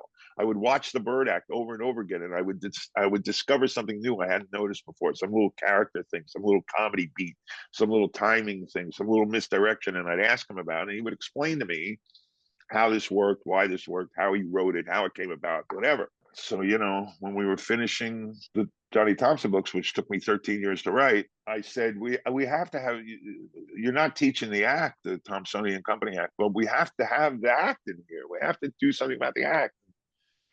The publisher at that point was like, we're done. So I have to have this one more thing. And I wrote this piece that describes the act, literally describes the action of the act, but also looks at it, looks under the hood at it, and what's going on and what's happening, the character, the flow, the structure, all of the misdirection. And that's in the record, that's in the book. And it's something that Johnny loved.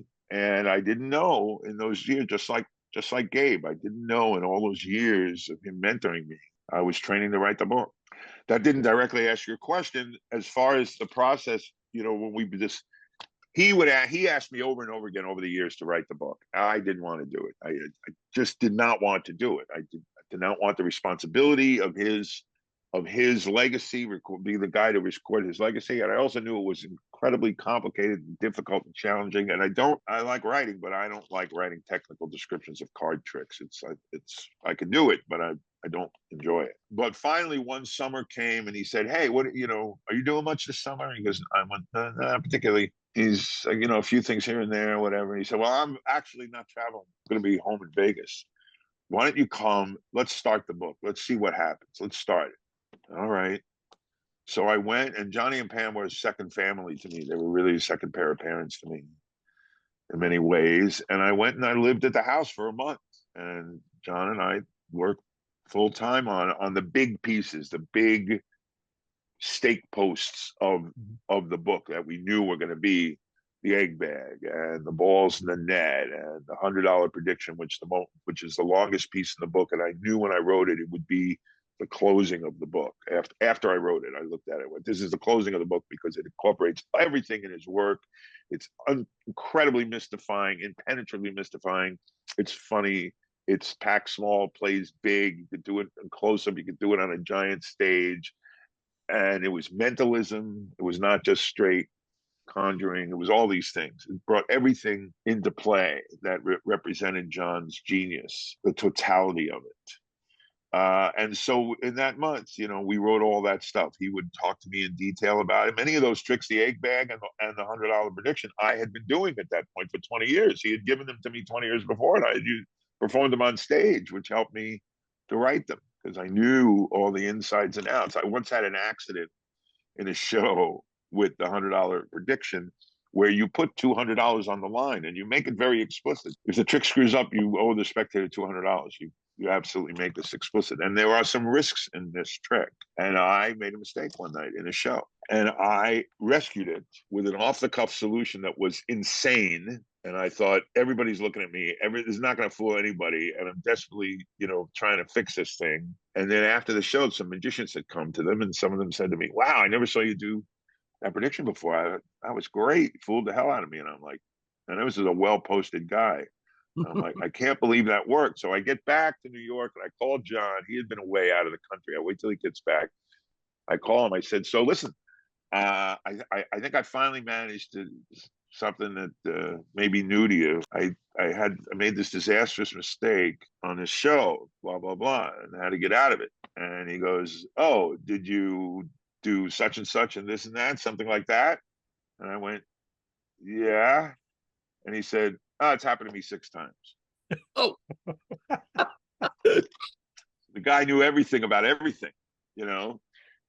So anyway, it started in that orderly fashion for a month, but then it was videotapes, then it was revisits, then it was on email, then it was, you know, it was a nightmare. Is there a Johnny Thompson successor in the world today who banned that much of the art of magic? He just seems like one of a kind to me that maybe is, you know, Yeah. we're not going to see that type Yeah, I again. think in some ways he's one of a kind. Partly that also had to do with the opportunity for the kind of work that was done. You know, I have this conversation a lot with my colleagues. Our mentors, my generation, our mentors were workers. They did more shows than any human could imagine. Johnny Thompson did 10,000 shows or more, I don't know, everywhere. Cruise ships, nightclubs, Europe, America, Las Vegas, on and on and on and on. You mentioned Jay Marshall. Jay Marshall was on the Ed Sullivan Show more than any other magician. I think it's like 9 times or something. He was the first magician who ever opened in Las Vegas. He was the first performer who ever opened in Las Vegas for Frank Sinatra. He did the London Hippodrome twice. Jeez. These are our mentors. The mentors today in magic are very often they're false idols. Sorry. They are pseudo mentors. They are often mentors who've never done a paying show. I was in a little group of people at Magic Live last year, and a conversation came up, and I stood up in the room and I said, I will pay $100 for anyone who has a photograph of so-and-so. I'll leave it off here. Doing a real show for real people. I'll pay $100 for a photo. This guy I'm talking about is famous, charges all kinds of money for a lot of blathering bullshit to children who don't know any better and think he's a mentor. How can you be a mentor if you've never done a show? Yeah. Well, let's talk about a mentor who had done shows, who was a big mentor for Jim. Yeah. I was lucky enough to spend a weekend with him during the last summer of his life. But he was one of the 2 guys that I looked up to be Uncle Harry when I created that character. And that's Eugene Burger. I want to talk about the workshop transcripts. But I'm so pleased. I'm so pleased you know about this. Great. He is mentioned in, I think, virtually every episode of the show that we do. And we're now in our 4th season and we're probably nearing 100 episodes. We just can't talk about magic without talking about Eugene. And I'm just curious, when did you first cross paths with him and what impact did he have on your life? Yeah, so I once did a search. I forget the exact number. I did a search on Eugene's name in an electronic copy, a digital copy of my first book, Shattering Illusions. I think I mentioned his name like more than 60 times. So I was at my friend Peter Samuelson's loft in Manhattan around 1982. And he had this little book, this little black paperback, perfect bound book sitting on a table called Secrets and Mysteries for the Close-Up Entertainer. The weirdest title I ever saw in the history of a magic book. And I said, what is this? And he goes, oh, I don't know. He was doing something else. I think he was making dinner. And he goes, oh, I don't know. My friend of mine, this woman I know in Chicago, she's done some kind of seance shows with this guy. I don't know. But me being a compulsive reader, wanting to read everything, I said, can I borrow this? Yeah. And I took that book home. And it changed my life. I mean, no exaggeration. I read that little book 100 times. I squeezed the juice out of that book. And I became fascinated with this guy, Eugene Burger, whoever the hell he was. Nobody knew who he was at that time. And then it wasn't long after, a year or so after that, he began to show up and he started to lecture and he started to put out more of these pamphlets. He'd put out about maybe the 3rd one when he came to lecture in the New York vicinity. It was out on Long Island or something. I had to take a railroad long, horrible trip to go find him, but I really wanted to see this guy. I saw him give this lecture. It was absolutely fantastic. And I remember him, a couple of things, talking about changing my life. He talked about repertoire, and he said, my current working repertoire is 28 tricks. Down from 43, I'm moving in the right direction. And I thought to myself, 28 tricks. Well, that's interesting, because here's something I might be able to do, an exercise that no magician ever tells you what his real repertoire is. He might teach a trick from his repertoire, but he doesn't tell you what the repertoire is. And I said, 28 tricks, between everything that's mentioned in these 3 pamphlets, I just bought the 3rd one, and tricks he talked about today in the lecture, I bet I could put together a list that's maybe 3/4, 80%. And I wonder if I could learn something from that, is the way I think. So, and plus we took the train home back to Manhattan together, had a wonderful conversation, included why he never did straight mentalism. And my book is, my Secrets and Mysteries copy is signed. He says, thank you for a good conversation. And I made that list, and I learned 2 things from studying that list in depth, like for a long time. And one was that every single trick except only one, it was only one trick that didn't have direct audience involvement in some way. Even the torn and restored thread, a trick that is always done as a performance piece, he had once he tore up the pieces and rolled them into a ball and stuck them on the thread, he turned to the spectator next to him and he said, "Can you do this?" And they would do this little gesture with their squeezing their first finger and thumb together. And he'd say, very gently, do that on the ball. And then he would show the restoration, because the spectator had performed the magical effect, basically. I thought, this is mind-blowing. And I went through my repertoire and I threw out all the tricks that didn't involve the audience in some way, unless there was a really, really, really strong reason to keep it. So that was a phenomenal. And then I tried to add audience involvement to other tricks that were missing it. And this led eventually to a theory about what makes for good close-up magic. That's in my first book. And there's like 5 categories. The first one is audience involvement.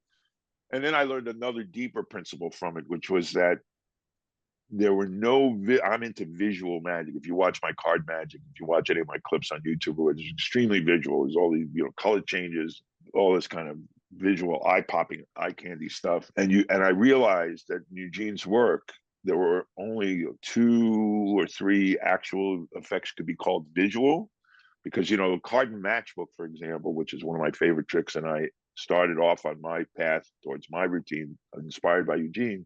It's not a visual effect. You don't see anything happen. You figure it out in your brain. When the folded card shows up in the matchbook, your brain tells you, oh, that used to be in a deck of cards. It had to vanish from the deck and get folded up and arrive in that matchbook. And how would that happen? But it's not visual. You don't see anything. The process, when you see the process, like in a color change, that's a visual effect. I noticed in Eugene's work, there were only 2 visual effects. One was accomplished with a gimmick. The other was accomplished by sleight of hand. I went, you can't get visual effects with subtleties. You can only get visual effects with a gimmick or sophisticated sleight of hand. And most of Eugene's work was not highly visual, because he was not a sleight of hand technician. All the sleight of hand he did was perfect, but it was very carefully chosen to be within his means, within his reach. And, he never did a double lift his entire life, never did a double lift. So anyway, so that's how we started. That's how it began. But we became very close friends.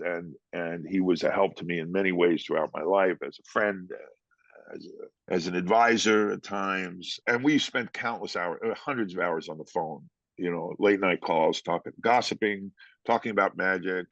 So I adored him and miss him. And, I do material of his, and I was doing material of his, right in that era in '85 when I went to be the magic bartender, I was doing material of his. And so he really influenced my repertoire. And so I was deeply involved in all of that category of material that is reflected in Final Secrets in the posthumous book. And I was very worried about that material. So was Max. Max Maven was a dear friend of mine. And he and I talked about it. And I was very worried about that material, because Larry Haas had not been around in those days. And this stuff is really difficult to understand. And I love it. And I do all that material. So when the book arrived, I stayed up and I read the book cover to cover, and I called Max about it, and I thought, I really should tell Larry that. Larry and I were not particularly close friends, but I said, I ought to tell him, and I wrote him an email saying thank you for doing justice to this material, and we got into this email exchange, and I said, by the way, there's a handful of things that I know that are not in the book that go back to either my personal interactions with Eugene, things he tipped to me in secret, things I saw at the workshops, et cetera, my years with him. And I shared a few things with him. And also there's something that's missing from the Final Secrets book, which is the original description of Eugene's no gimmick wave. There's a description of it in Final Secrets, but I grasped from the way they described it that nobody had the original instructions. And I had a copy, and apparently the only copy at the moment. Anyway, Larry and I talked for a little string of 100 emails.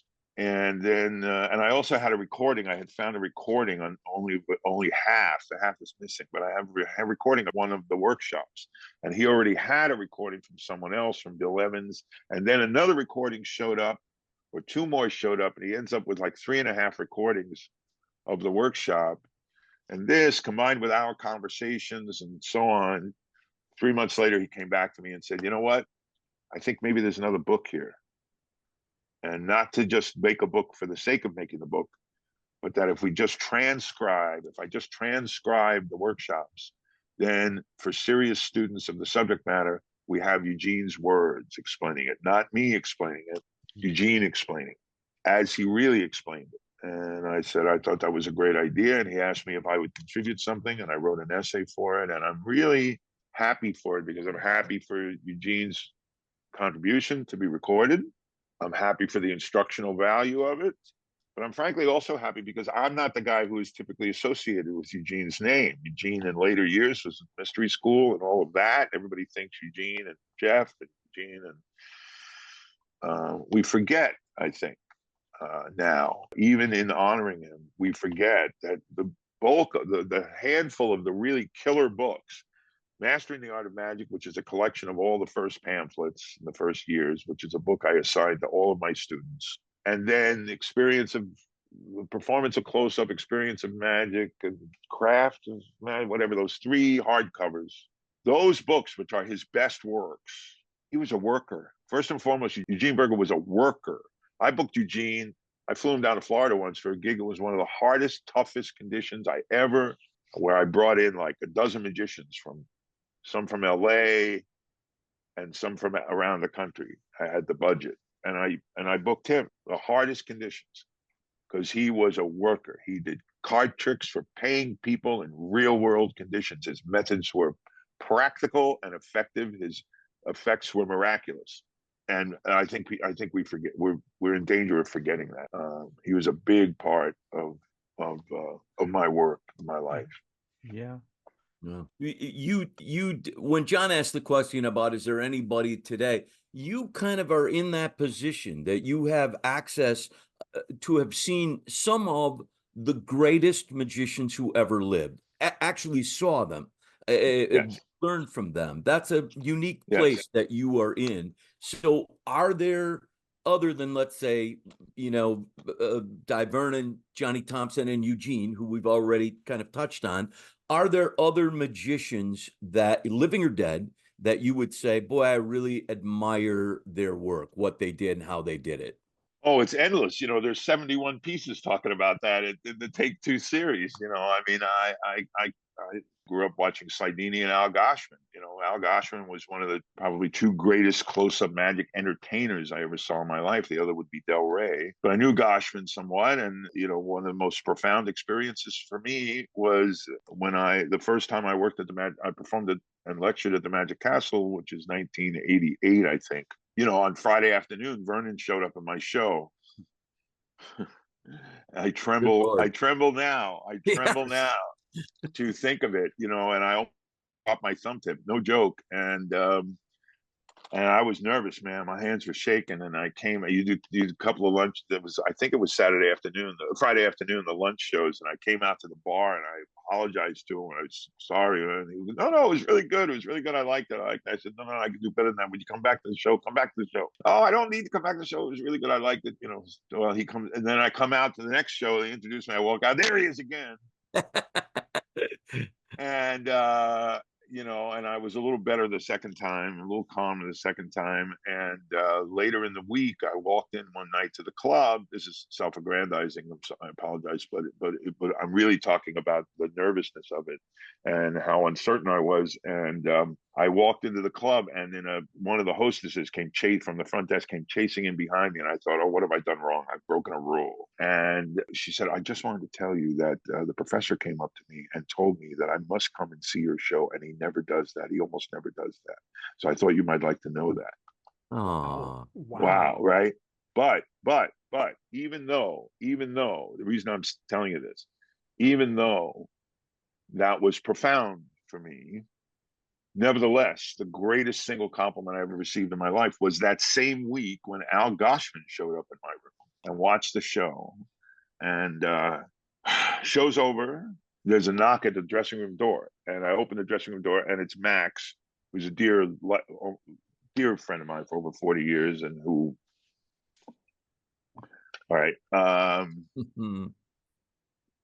that's hard to talk about. And anyway, it was Max, and I opened the door, and he said, "Do you know who was just in your show?" And I went, "Yeah, how could you miss him, you know?" He said, "Go talk to him." I said, "No, I don't think so." Gosham was famously grumpy, terrible critic. He said, "Go talk to him." I said, "No, I don't think so. It's fine. You know, he was in the show. That's great. You know, I don't need it." Jamy, go talk to him.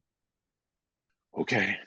So I went out. He was sitting at a cocktail table in what was then the Vernon area, and I said, "Hi, Albert. Thanks for coming to my show." "Sit down." I sit down. I'm a grown ass man here. I'm like 30 odd years old. And then he proceeded to compliment the hell out of my show. And then gave me one note. "You don't need this, take that out."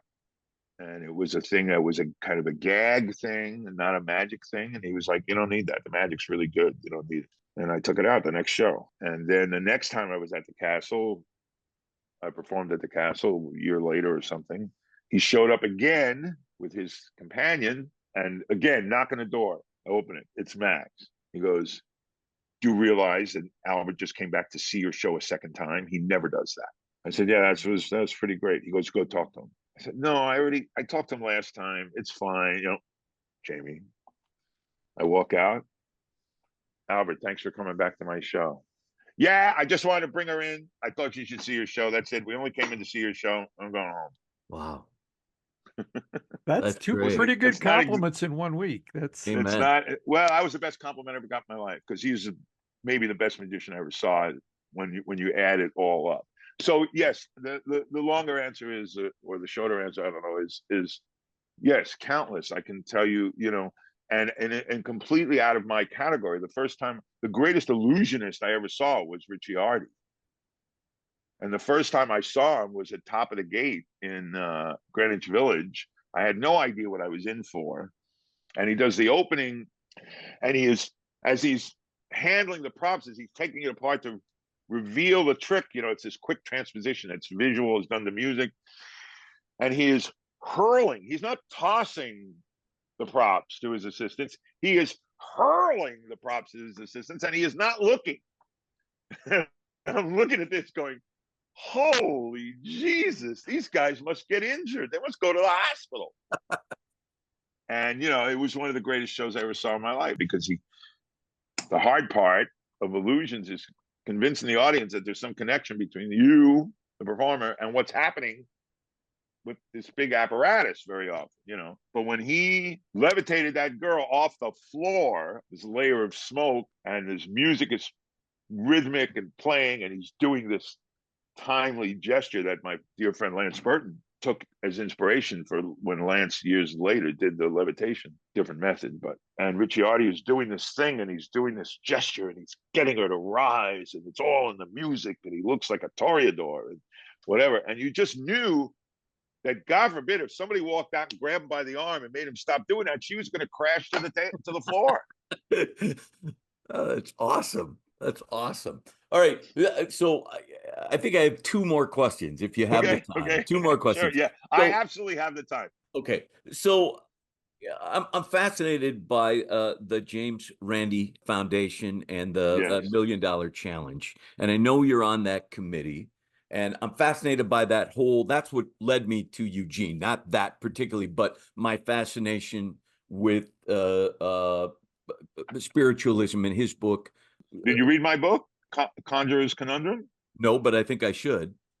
Yeah, because the Conjurer's Conundrum is a small book I wrote a few years ago, published by Vanishing Ink. It's part of their astonishing essay series. So it's a small book, maybe 30,000 words, and it's about the intersection, the historical intersection between magic and skepticism and critical thinking.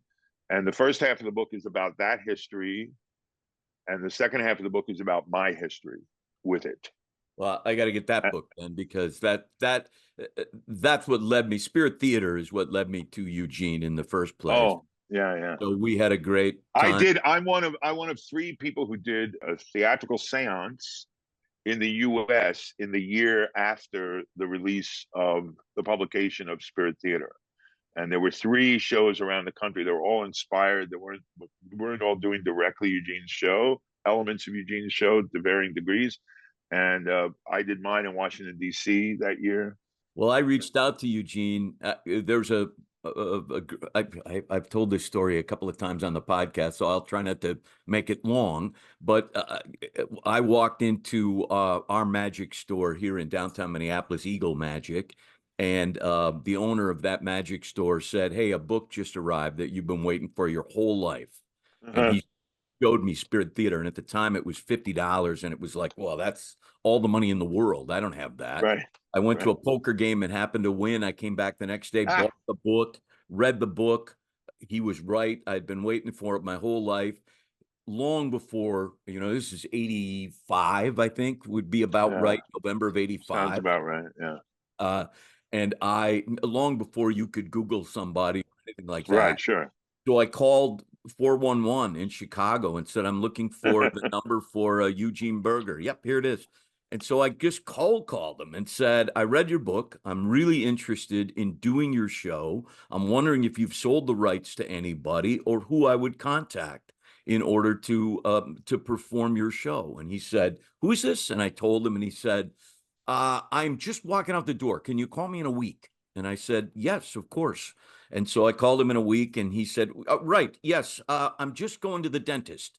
Can you call me in a week? And I said, sure, I'll call you in a week. And so I called him, and then years later, he said, that's my method. If somebody calls me and wants something, I put them off a couple of times to see if they're serious.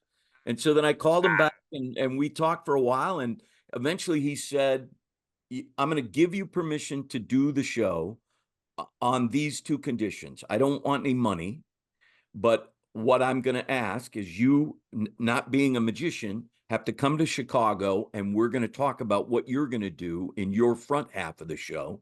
And then I want you to fly me to Minneapolis and put me up and set up a lecture for me, and I'll work with you and your team on the back half of the show. So it was a gift from God that, and I did it for 5 years, and I still do a Halloween version of it. Oh, is that right? Okay, well, so you're one of those 3 shows that I was talking about. Great. In my copy of Spirit Theater, he has written to my dear friend Jim Cunningham, who also lived this book. Oh, that's fantastic. Yeah, that's great. So he was just tremendously generous to me, and but I think I don't know this for a fact, but I think his show for Sunday Night Magic may have been his last public performance. I knew he was not well, and when I took him to the airport, he said, I'm going to the doctor. And I said, listen, would you text me and let me know what the doctor said? And he said, oh, I don't know. I said, Eugene, I'm going to be really thinking about you. So would you text me? And he said, yeah, I'll text you. And so 2 days after he went to the doctor, he texted me, he said, it's arthritis.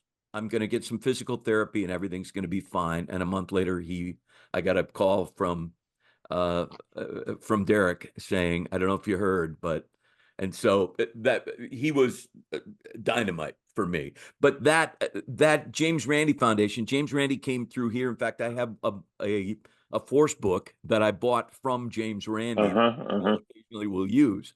But that idea of I've got $1 million if you can do anything that I can. Right. Are there any of those cases that you have worked on that were intriguing that you thought, what the heck?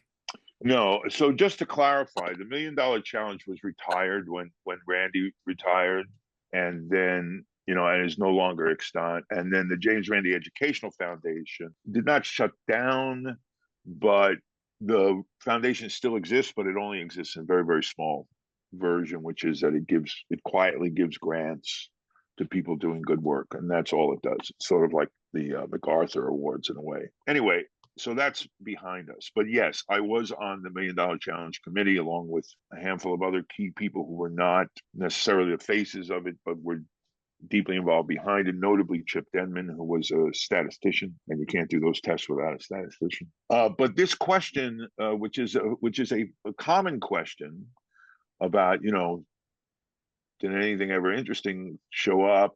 Actually, the more common question is, did you ever catch a fraud? Because at the TAM conferences, the last event, the conference would finish Sunday during the day, but on Sunday night, we would typically do a live $1 Million Challenge on stage, which Banachek and I were typically the hosts of, but we very often had other people like Chip Denman along with us. And some of those are actually on YouTube, and some of them get views, which to me is a paranormal event because they're so long and slow and dull and boring because they're, it's a test. It's a testing thing. So, but anyway, so the thing to understand about that I think people don't understand is frauds, deliberate frauds, as opposed to self-deceived. Deliberate frauds never show up for a challenge, for a test, because they know they'll get caught. And also because they don't need you. They're making plenty of money on their own, Geller always bragged about having fooled the morons at the Stanford Research Institute, but he never subjected himself to a test. Once he got away with that, which wasn't even a test, they're doing crap in his hotel room. He's doing tricks in the hotel room that they report on, morons. But once he got to brag about that, he never went near a test again, ever, because he knew he'd get caught, and he didn't need it. You can fool some of the people all the time, and that's how con artists work. So what shows up, and the problem with the MDC is that we would devise we didn't have off-the-shelf tests. We only had off-the-shelf tests once that we created for ABC Nightline, where they wanted to do $1 million test on the line for TV, single round of tests, which is not how the MDC normally worked. And we did that. Banachek and I did that. But other than that, we didn't have off-the-shelf tests. We devised the testing protocol based on the claim. And part of the problem of the $1 Million Challenge was we got claims that were nutty from nuts. And, you had to sift through, the letters on crayon about how, I was taught this on Mars. I mean, it's really like insane. So to get somebody to go through the process and to agree to the test and agree to the protocol and to design a protocol that we felt would work, we had confidence in, it was valid, and at the same time that they would agree to, it was just a nightmare process. And so, and over the years, contrary to charges from the other side, we kept lowering the threshold for the first round because the MDC was designed as a 2-level test. There was like a preliminary that would be a lower threshold, and then there would be the real test for the $1 million that was at a required threshold.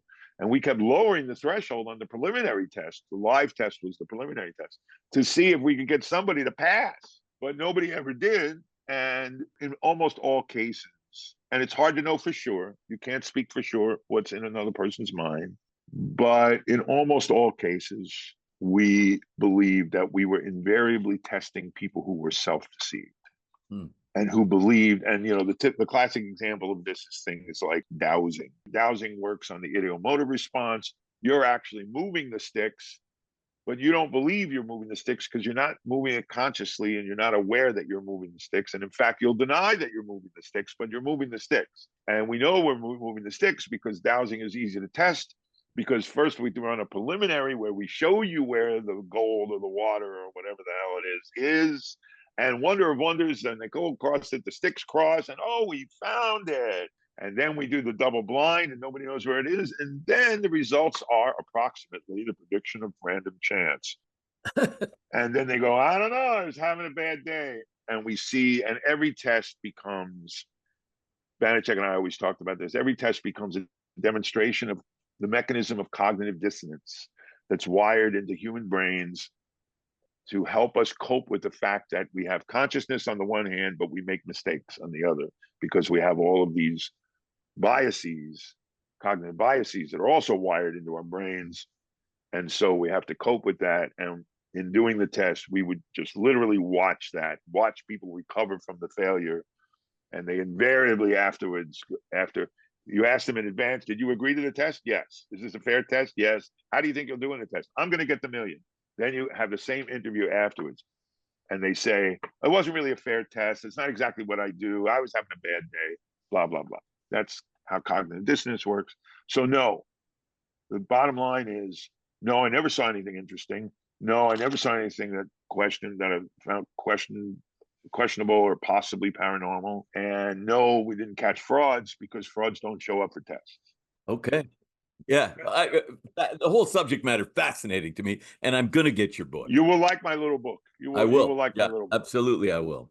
Okay, one last question to wrap things up. And you may not have an answer to this, but I first became aware of you when I was studying to write the first book, because as I said, I'm not a magician. I had a huge learning curve to write that first book. I took lessons from Suzanne. I was lucky enough to have a world-class magician in the city who gave lessons. And half of what she taught me was what's the day-to-day life of a working magician. And the other half was how to do an ambitious card routine.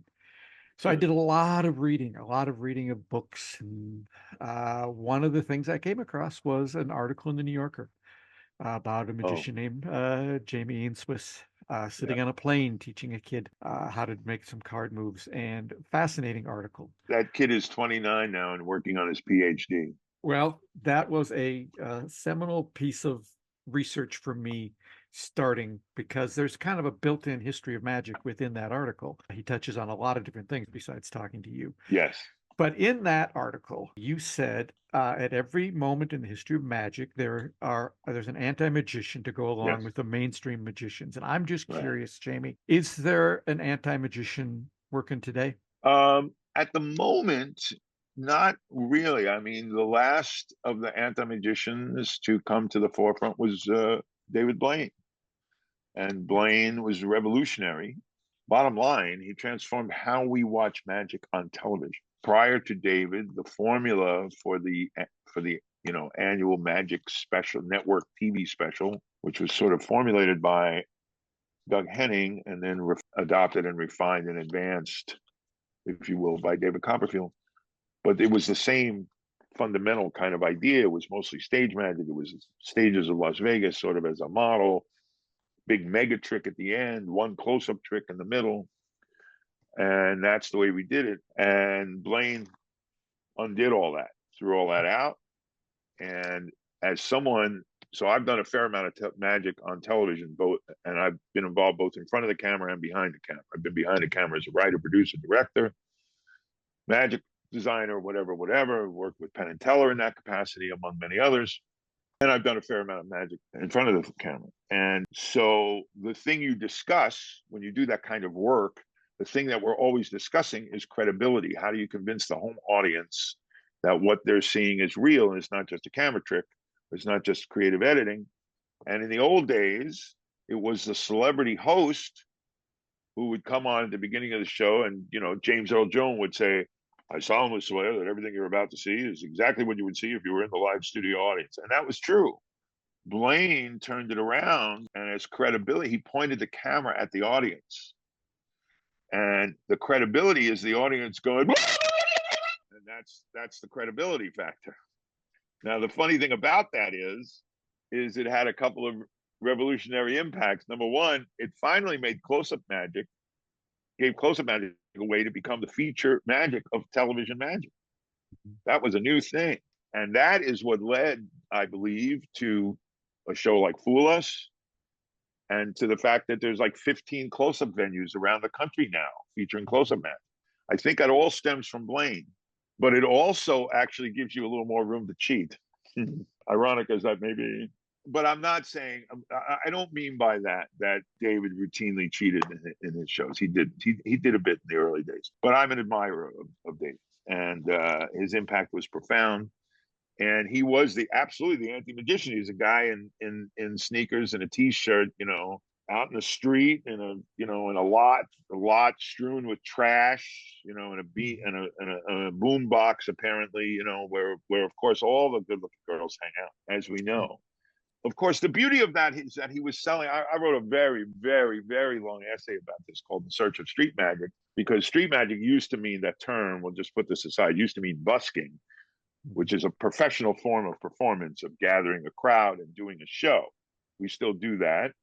That's a very respectable form of magic. But the term street magic got taken over by David using that term, and street magic became this thing of doing close-up magic for gathered people on the street in front of a TV camera. And I wrote a very long essay many years ago. It's online. It's on my blog.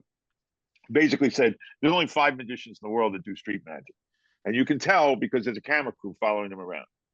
And other than that, it's not a real form. It's a fake form. It's not really a form. It's not really a venue. It's not something you make a living at. But the street magicians were selling a fantasy to amateur magicians. And that's okay. I actually kind of defend that. A lot of people miss this. I actually kind of defend it in the piece, because I point out that as kids, when we opened the Tannen's catalog and we looked at those wonderful illustrations by Nelson Honey of the nightclub magician, in tails with a cigarette holder, we wanted to be that guy. We saw ourselves as that guy.